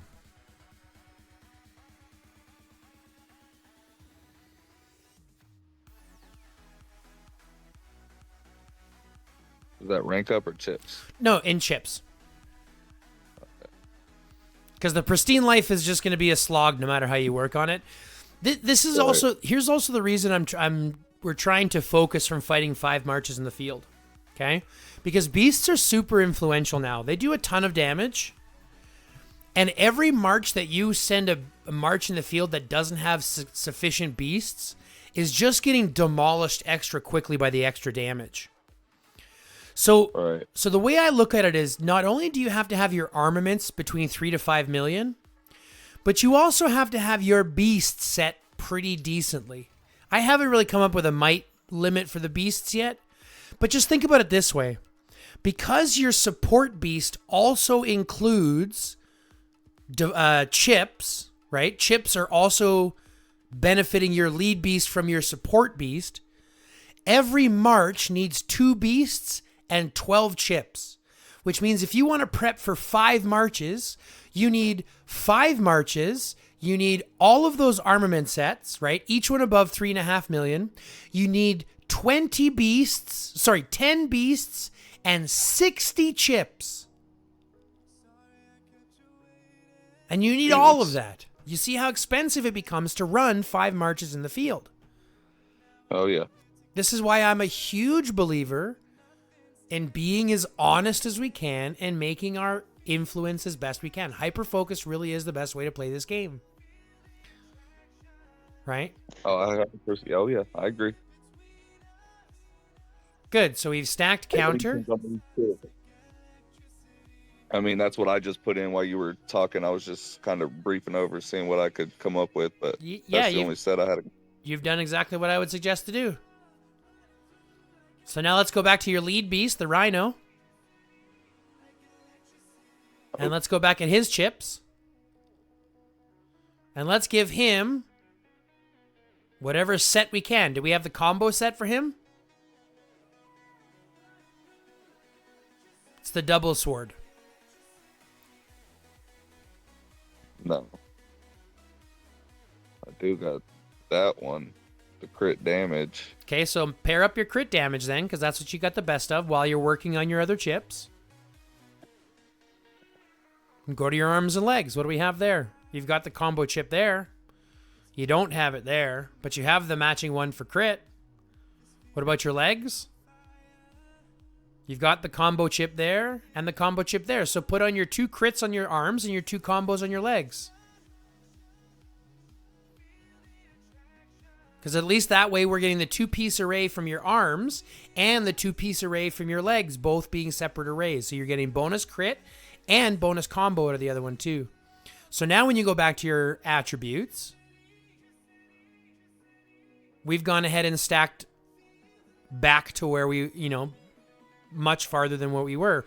We were at 150 crit. Well, now we've added some counter, now we've added some combo, and now we've stacked crit a little bit more.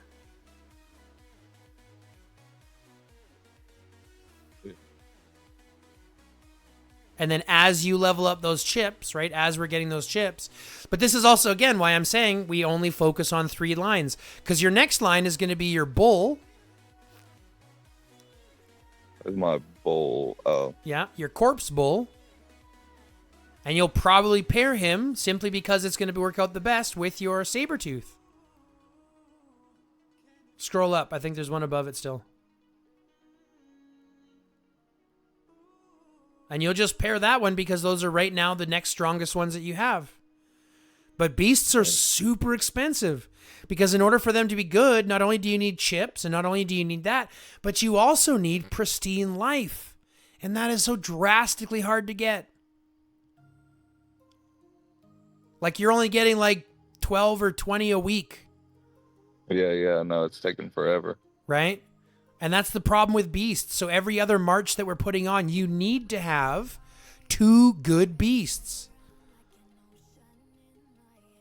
Right? You see how this compounds and gets so much more expensive? Oh, yeah. This is why 3 lines, in my opinion, or 2 lines is going to be your best bet. Work on that 3rd before you bring it out. And then simply put on the best chips that you have. Put on the best available ones that you can. Whether it's crit, combo, counter, it doesn't matter at this point.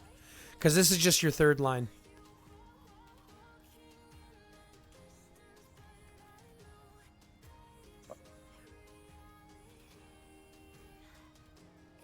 Oh, this doesn't give Nope. it to you anyway. No. Put the purple on. Remember, blues are irrelevant unless we literally have nothing else.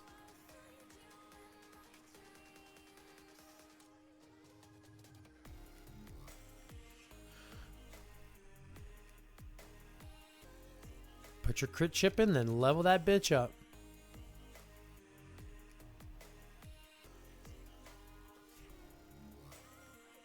Now, you still have to be able to do things like the arena, right? You still have to be able to do things like that. So you still have to be able to have those fights. So you might put your... Like, ideally, I fight as an infantry main. I fight with 5 infantry in my arena. Even if I have 2 that don't have armaments or aren't running armaments or things like that, I still fight 5 in the arena because the tech is just so much better for running the same infantry. But you might run, because you're a little bit more balanced, right? Your parts are a little bit more balanced. You might run you superb range leader and your superb infantry leader in your armory, right? In your arena. But we still have to set up your beasts the best we can. Now that we have your top 3 lines set up, I'm simply going to look at your next 2. Right? We look at your top 3. Oh, we still have to put chips on your other beasts. On your crit one. Yeah, on this one. And again, just put the best that you have.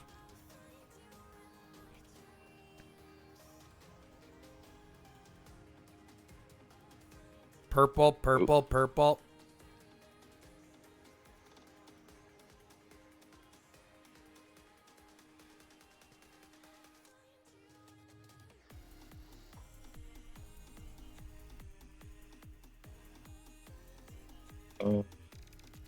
Who was the other one?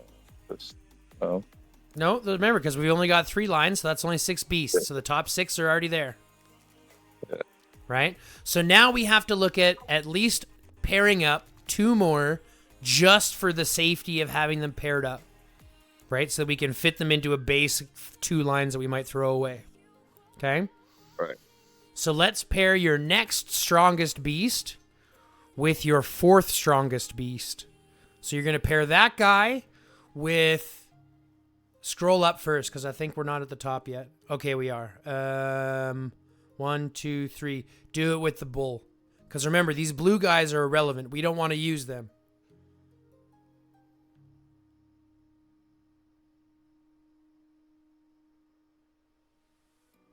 Let's take a look, for example. I'll give you a reason why. Look at your bull. Look at your boar. Okay. Click on your attributes. So even when it's like fully at plus 10, right? Right. We're talking 14,000 HP and 800 attack. And that's going to be as a support. So you're only providing 50% of that. So 400 attack and 400 defense and 7,000 HP. Look at your beast, that one too. You see the difference? Yeah. Huge difference. Right. Blue ones are shit. They're totally useless. You'll never use them. We don't ever want to have them. That's why we pair the Volcano Rhino with the other one instead of pairing it with your blue ones. All right. Okay. So we have them paired. We'll worry about chips in a second. Next, let's go look at your next one, which is going to be your other saber tooth. And you're going to pair that guy with your other pangolin, your hammer. Yeah.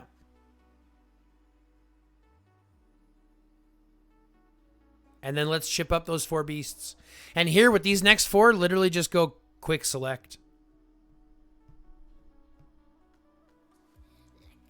That's what it is. This one.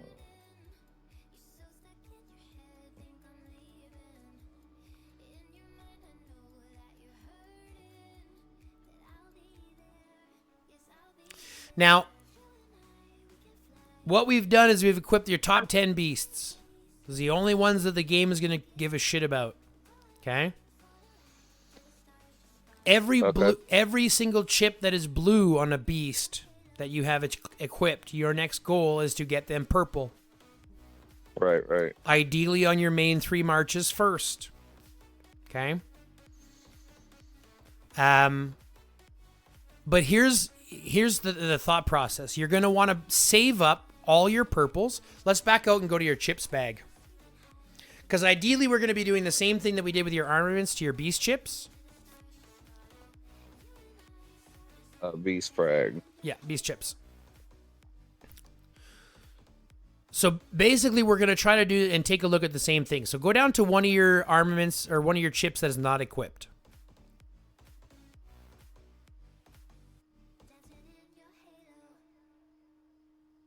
One of the blue ones. And unlock and click dismantle. Do the same practice that we did before. Oh, you even got to unlock blue ones? Only if they're above level 1, I think. Only if they're level 1 or above.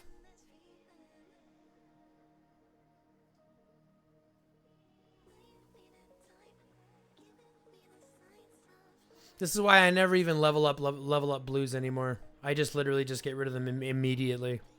They're so garbage.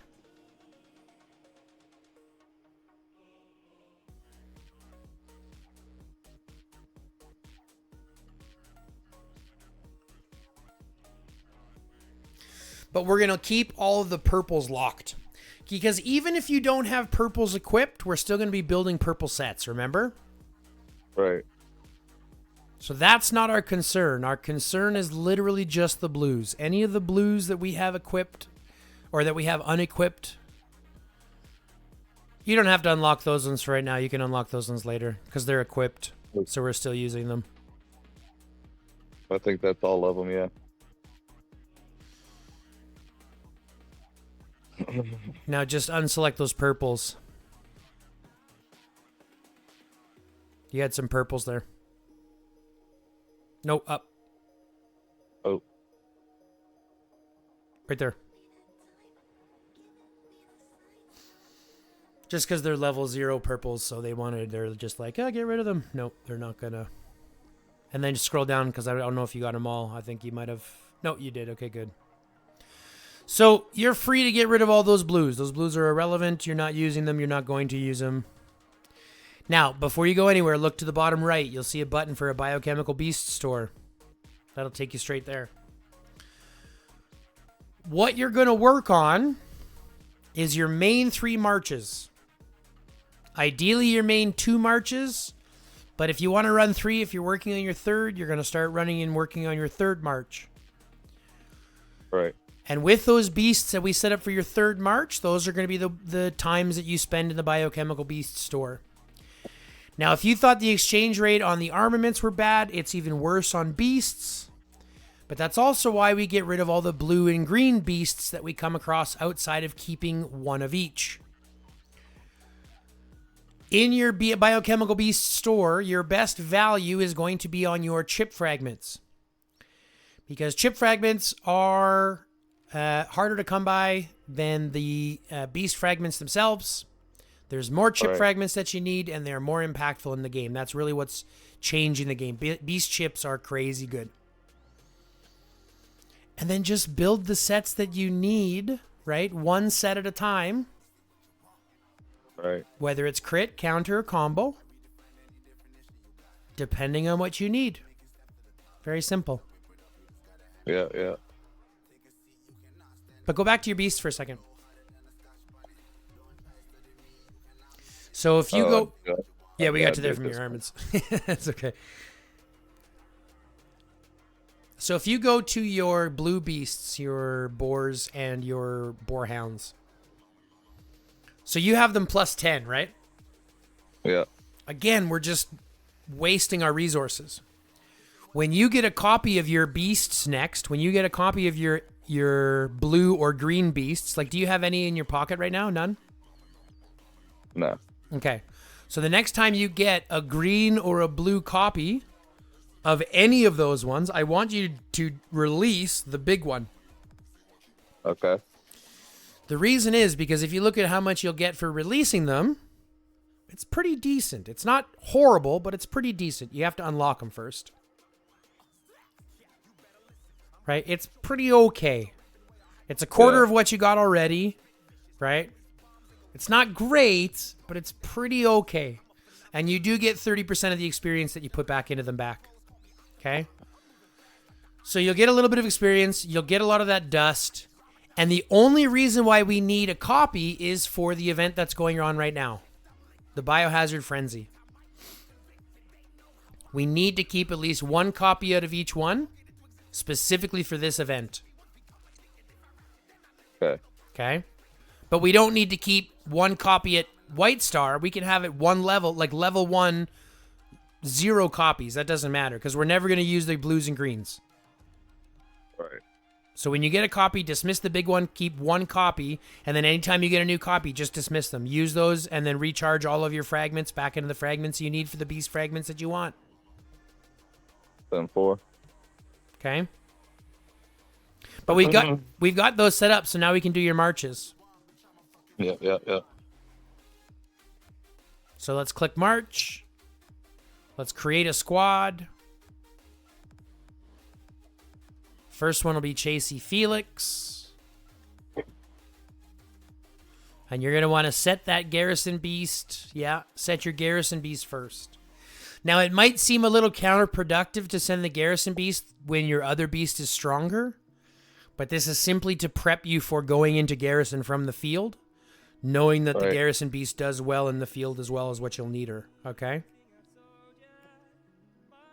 So I would save that one as your first march. Okay. Second one. Go back and set it. Yeah, you can put a vehicle back in afterwards. Second one, you're going to go something like Daryl Elena. I think was probably your best bet.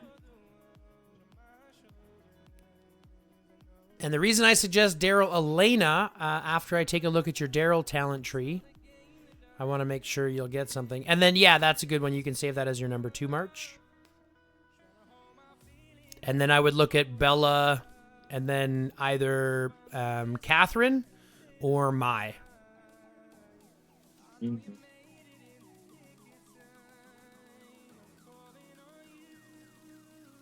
But see, here's my point. We don't even have enough squads for 3 marches. Right. So we're fighting 2 and garrisoning with 1. Or we're fighting with 1 and garrisoning with 1. You know what I'm saying? Right.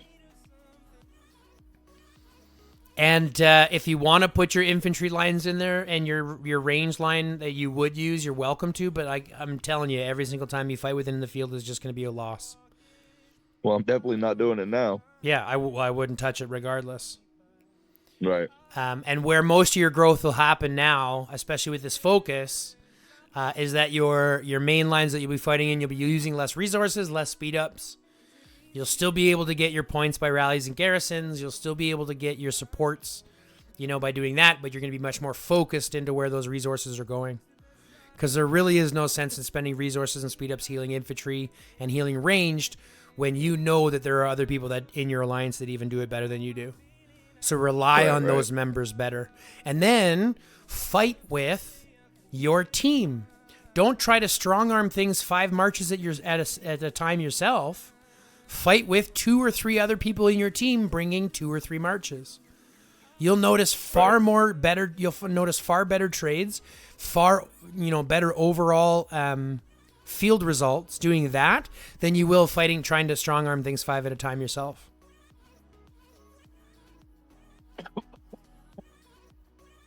Ooh. You know what I'm saying? Oh yeah, I got you, but sorry. No, big hit, man. It's a big hit. I get you. Yeah. It's heartbreaking. Yeah. No, I'm just kidding. Oh man, but no, I understand, man. Yeah, like I said, I don't know how my mic came back up so much. Beasts, armaments on your main heroes. Okay. But like I said, most of what we're getting rid of is fluff. We still haven't gotten rid of your cars because you still have all your tier 5 cars. What I would normally do is I would normally get people to dismiss all of their big cars and only build tier 1s. But you haven't done that. So that's a lot of might that you can lose. Yeah, I just need to fall back and build some T1s and I can just delete the T5. Yep, you can. But again, remember, the only reason why we have them right now, the only benefit you're getting is an 8%. On tier 5, you're getting an 8%. If you have tier 6 cars, you're getting 10%. You're getting an 8% buff on your resources compared to your infantry. So you could farm with your infantry right now and have almost the same effect and get rid of all your cars that you're never going to use and only work on building rovers. Do you see what I'm saying? Because you trade. They're only 4.5 hours. You can build 6,000 or 7,000 a day. Right.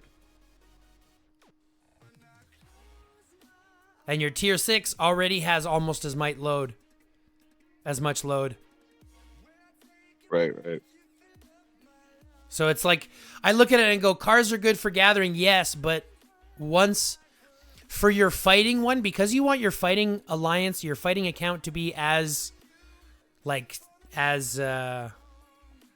lean as it can be. Right. For my fighting account, I've got tier 1 cars. For my farming account, I've got tier 6 cars. Because it doesn't fight, it farms, and I want that extra 10%. Yeah. Makes sense. But for my fighting alliance, or my fighting account, I want to be as lean as possible. And if that means swiping off 5 million might, or 4 million might, or 3 million might for ditching cars, damn straight I'm going to do it. So that becomes your next decision. When to bite that bullet. But other than that, I mean, we've kind of gone through everything. We've gone through your beasts, your armaments, your heroes. I mean, we can talk survivors if you haven't done survivors, but those are kind of, more passive than anything else. A lot of it is just going to come down to, over the next couple of weeks, being able to build up those armaments for those extra field fighters, for those extra marches, right? And going from there, not having all the extra might on with armaments on heroes that we don't need, and buying those hones, waiting for that next honing event, and getting that, Daryl above 3 million.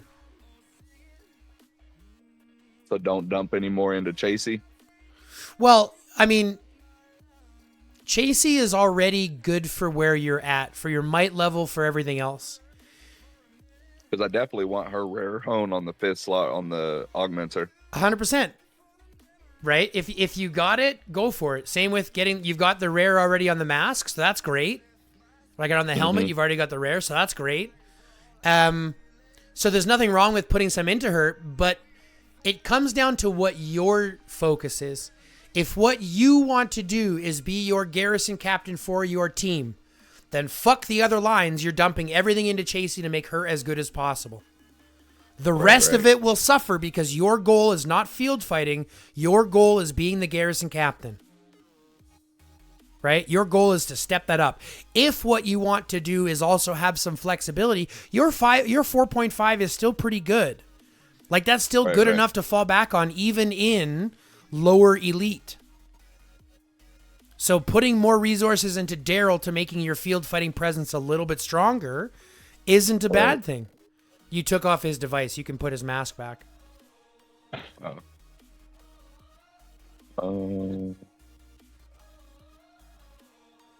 Just put the one that you have equipped. Or you don't have equipped, yeah. Yep. So you get him above 3 million, you'll start to notice better trades in the field between 3 to 5 million, because you have to realize the average player doesn't have a 3.5 mil set.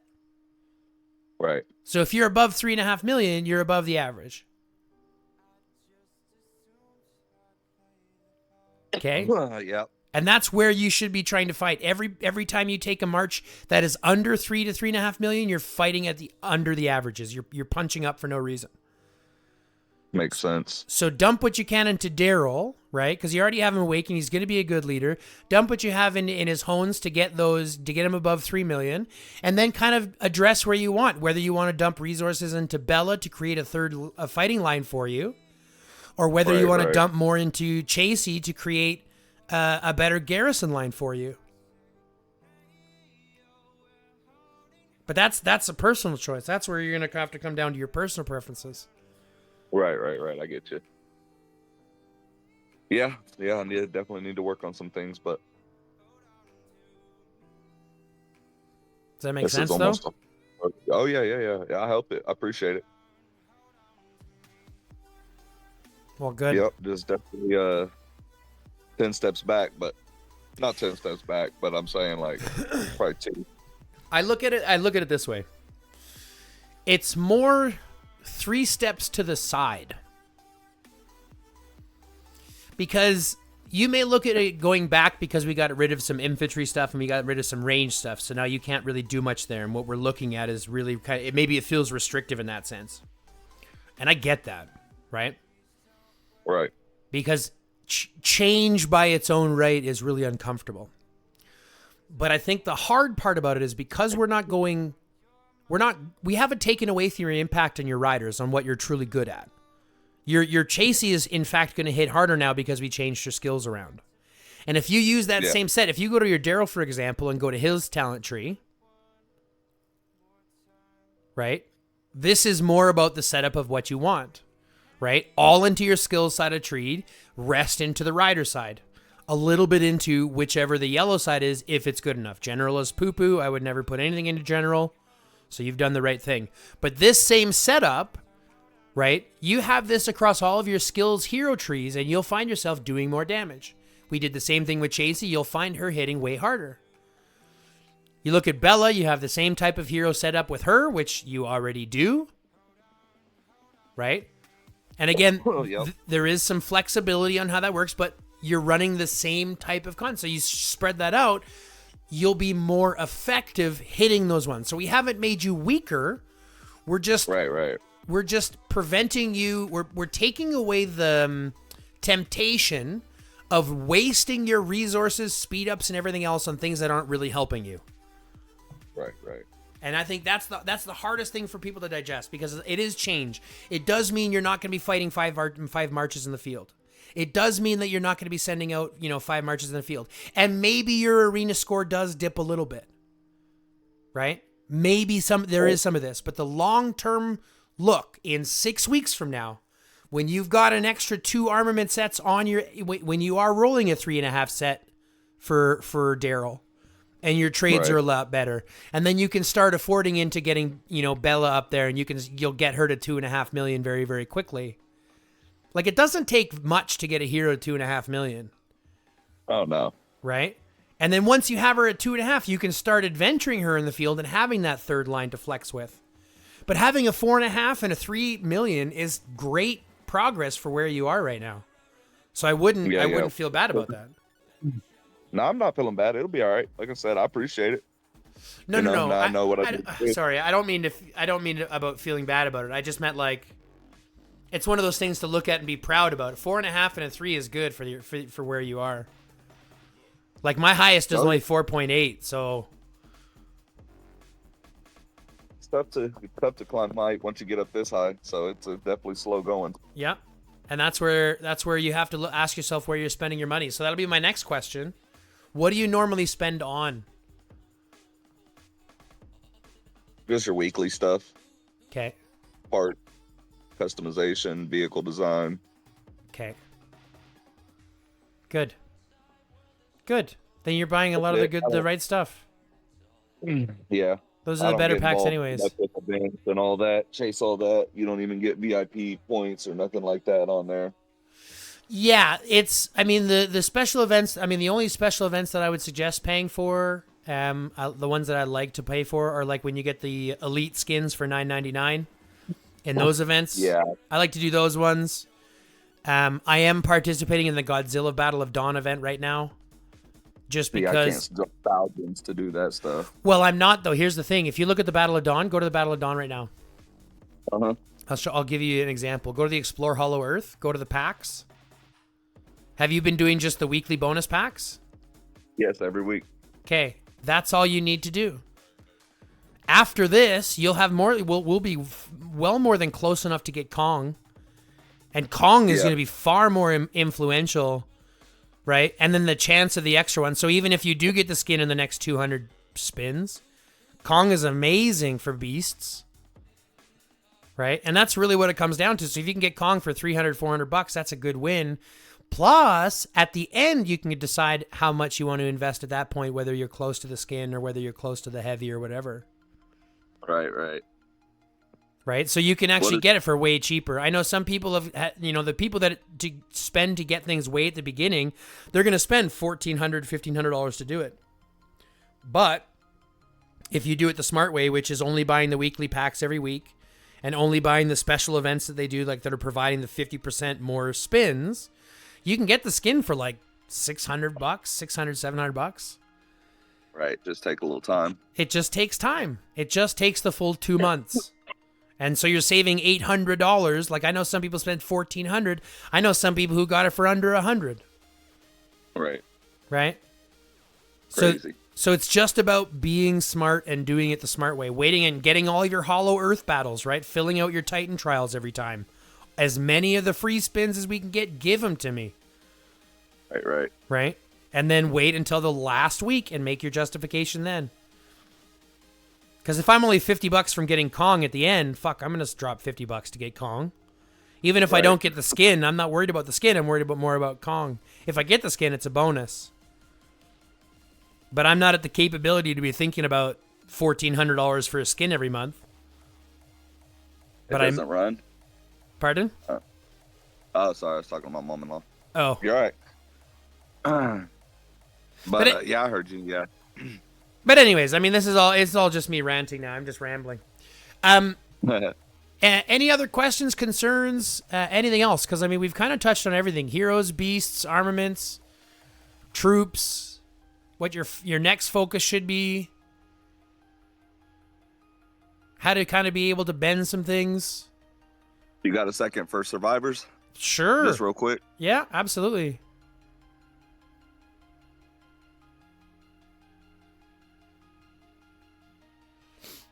So obviously, so I don't understand. So the tactical team. So is this your lead? You put your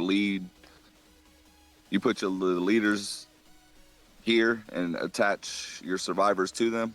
Yeah. So it works very much like armaments. You're gonna put the heroes, the leading heroes inside your teams. Let's do us a real quick favor. Let's just go through and delete them all. Let's refill your survivors really quickly because I'll explain these ones too. Click the little back. Click on Thunder. Click Switch Heroes. Click the little Switch Heroes button. And click Remove. Now click on the little arrow. Hold on, go back to there. Click on the little arrow buttons by the survivors. Like on the, yeah, and then click the little minus button. And then go to the next one and minus button. I know, you can't quick out of any of them, and then just back out. And then click on Chasey and do the same thing.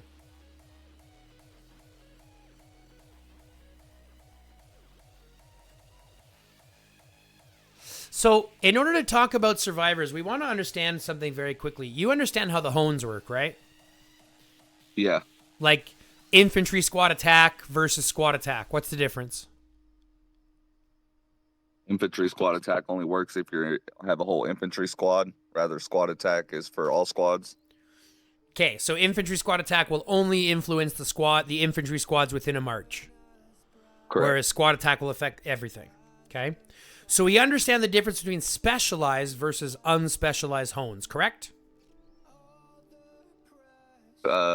Maybe not the terminology you're using, but I may have an idea. Yeah, I'm just talking about the same thing. Specialized is what I mean when they say like infantry specific, like a specific hone versus the overall hones, right? Yeah. These guys work exactly the same way. So when we look at their abilities, for example, they say Rider Squad attack, Rider Squad defense, Rider Squad HP, but some of them don't. Like if you look at this one you just got rid of, it just says AoE damage. Or this girl, it says damage reduced against Rider Squads. You say how it doesn't say Rider damage reduced against Rider Squads? Right? So these ones can actually influence other types of heroes.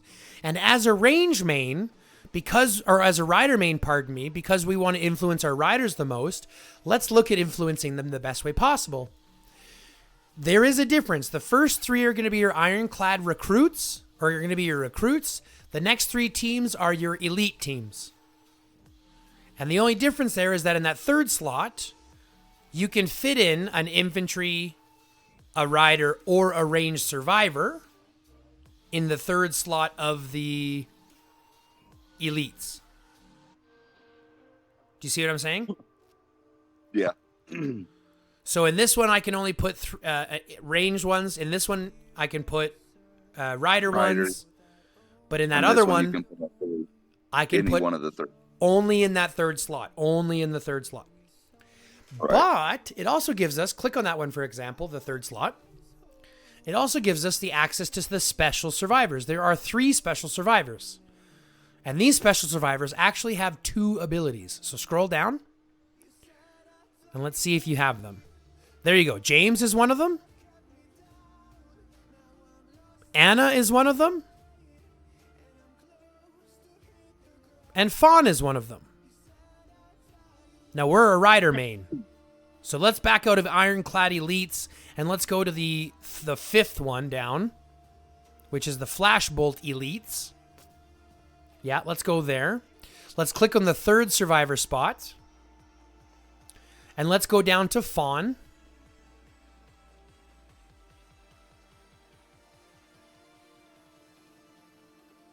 Right there. And we'll equip her. Now, what this means is the hero that we attach this survivor to is getting an additional Rider Squad attack of 1% and Rider Squad's basic attack damage of 1%. So she's getting both of those buffs. So that's not specific to ranged right there? Nope. Because it doesn't say range specific, does it? What does it say? It has the ranged icon. That just means that you can only fit that into a ranged survivor slot. Okay. That does not mean that that's available to a ranged hero. That only means that you can put that in a ranged slot. So if you take her out of here, for example, and I'll show you what I mean. If you take her out of here and just go to the second slot, and you put Fawn in that second slot, you're only getting the Rider Squad attack. The other one is grayed out. I see. But if you go up to the infantry hero, the infantry double hero, scroll up a little bit. See right there, the James, he's got infantry squad attack. You could still put James in here if what you wanted was instead just squad counter damage. I got you. Do you see what I'm saying? Yeah. So it's not specific, which means we don't have to be specific. So go back down and put Fawn in that bottom spot.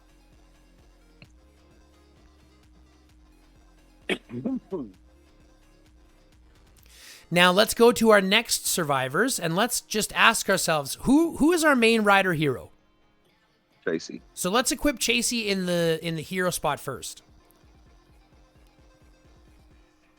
Okay, let's deploy her and let's look at these other two survivors. Now, knowing that we want to put Chasey in there, let's look at these abilities and figure out which ones are going to help us the best. Extra damage to range squads wouldn't be bad. Damage reduced against infantry squads wouldn't be bad.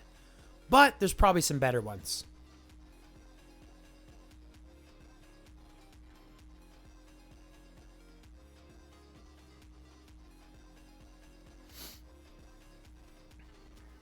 Probably David. David's a good one. I would say probably Big Guy. Okay, but before we go to Big Guy, let's scroll down into your purples and see if you have a higher defense coming from your purple guys. 0.7, 0.8. Let's see if you have a higher defense from your blue guys. Rider Squad defense 1%. So you could do that. Or go up. Oh, stop. Stop. Hilda. Rider Squad hit points. HP in this game is the hardest thing to come by. So 1% HP will actually do more for you than adding one additional defense to the already stacked defense that you have. Okay. So anytime, in my opinion, any place that you can get HP is a good place to get HP. Gotcha. Now, do you have a higher HP in blue? Yeah, 1% there with Kate. There you go. See if you can put that one in instead. And then as your survivors come up, you can simply put in the better one later. Gotcha. So now Chasey, in the field, wherever she is, in garrison, is getting 1% squad HP, a 10% chance to deal 112% damage to the current target for basic attacks, rider squad attack at 1%, and squad's basic attack damage at 1%. That's not bad. So she's getting all this basically as passive buffs. Right. Okay. So next, let's look at our next main hero. Who's our next biggest hero that we want to update? Daryl. Okay, so let's go to Daryl. Now you can put him in the Flashbolt recruits, but remember, we don't necessarily need to, right? Right. we can put him in other things because other things have some other neat abilities. If you look at the Hawkeye recruits, for example. Yeah, click there. And just look at some of the abilities that they have here. AoE damage. Which Daryl does. Right. So you could put that one. These ones are specific, so there are only a couple that you can choose from at the top. Right? There's a couple of the legendary ones at the top that you can use. But you can do damage reduced against rider squads, AoE damage, damage dealt to infantry squads, basic attack damage taken. So I would look at something like basic attack damage taken, AoE damage, and damage reduced against rider squads, or damage dealt to infantry squads. Right? Infantry already punches riders in the face. You see what I'm saying? Yeah, yeah. So having them dealing more damage to infantry to punch back isn't a bad trade. Now, this isn't saying that you have to put him here. You can put Bella here if you wanted, or you can put somebody else who has AoE damage here if you wanted. Bella doesn't have AoE damage, but if you put her with Mai, she does. Right? Yeah. But even though we're putting in ranged survivors, we're still getting all the benefit of all those abilities because they're not specific. I see. Okay. So now let's go to you. Sorry, what? I said I did not know that. Yeah, most people don't, so don't feel bad. Go to your number 2 spot down. And let's put Bella in here. Excuse me. Have you ever tried to change your sneeze? Yeah. I find it hurts. Yeah, I've tried. My sneezes are so violent. I tried to change it so it doesn't sound so violent, but it doesn't work. It hurts. Okay, so for Bella, we've got some choices because we're putting her into a space that are specific to riders, which means that we can also open up the capability to put the rider-specific troops here, or the rider-specific buffs here. So if there's nothing specific that we want to use, you can look at like the attack, HP, and defense, which is good. You can look at squad counter damage, which is good. Yeah.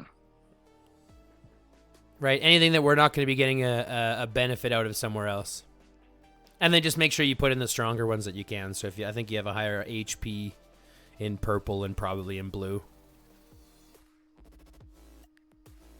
Yeah, you got 1% out of your blue ones. Not an HP, but an attack I do. Yeah. And defense.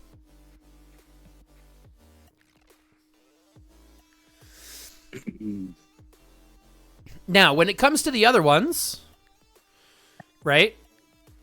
Right. Your freedom is to leave them until you need to, because you're not getting any benefits from not having them equipped, right? Or put them on the heroes that you're working on right now. So you're working on, or not working on, but you've got your infantry stuff set on a Dut, and you've got your range stuff set on Julia. So at least you can put those ones out. Because that way, if you use them, because you'll probably, like I said, you'll probably still end up using them in the arena. You'll probably still end up using them in some of those, in like maybe the beast invasion or whatever. You'll still have to use them there. So you still have some flexibility into that. Right. And then just stack whatever you feel is good. Skill damage. I would actually save the skill damage one. Save that one that you just put on because you're going to put that on your Julia. Right. She does more skill damage. Mm-hmm. And it's a double here, and it's a double hero anyway, so.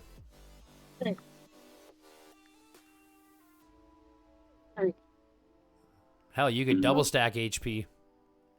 Yeah. HP, squad attack, and counter damage. That's not bad. We need to go eat. And then Julia here. No. Julia in the last spot. What do you mean? Bottom spot. 6th spot in the bottom. Underneath JC. Yeah. Put Julia there, and then in the bottom spot, put your Anna.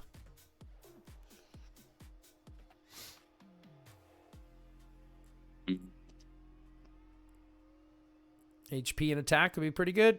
HP and defense. I mean, I prefer attack. Damage reduced against rider squads because riders punch you in the face. I gotta go plug in. I'm about to die. Hang on. Yep. Come on, Safety. Come inside. We're almost done anyway, so I'm not too worried. Yeah.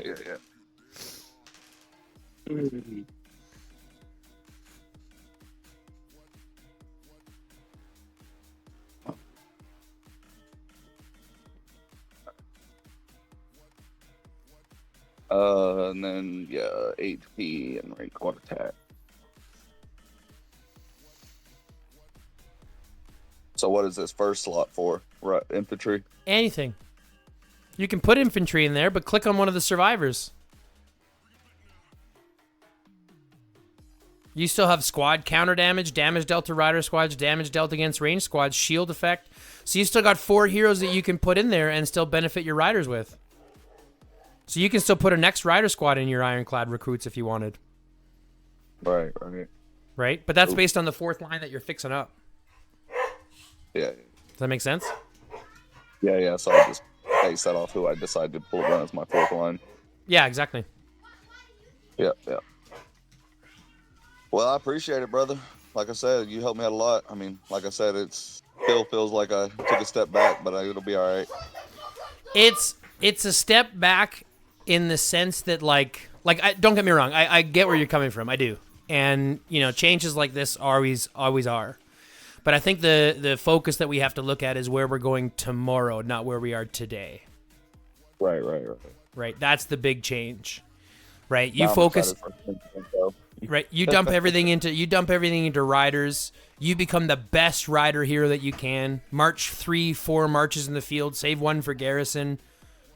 Right, have people rely on you as a rider, and you'll do way better than having them rely on your infantry or ranged when you know that they're not going to be able to hold up. Right. Makes sense, brother. Make sense? Yep. Well, I appreciate it, man. All right.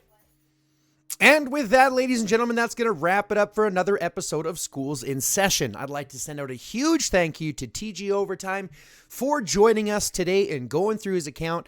And again, thanks very much for everyone for tuning in. If you made it this far, smash the like button, comment down below, and don't forget to subscribe to the channel. Fill out the notification bell so you get notified when any new content drops. And remember, all of that doesn't cost you a dime. It's free to do all of that, but it helps immensely. So if you can go and do all those things, I really, really appreciate it. And if you can, click the join button, become a member today.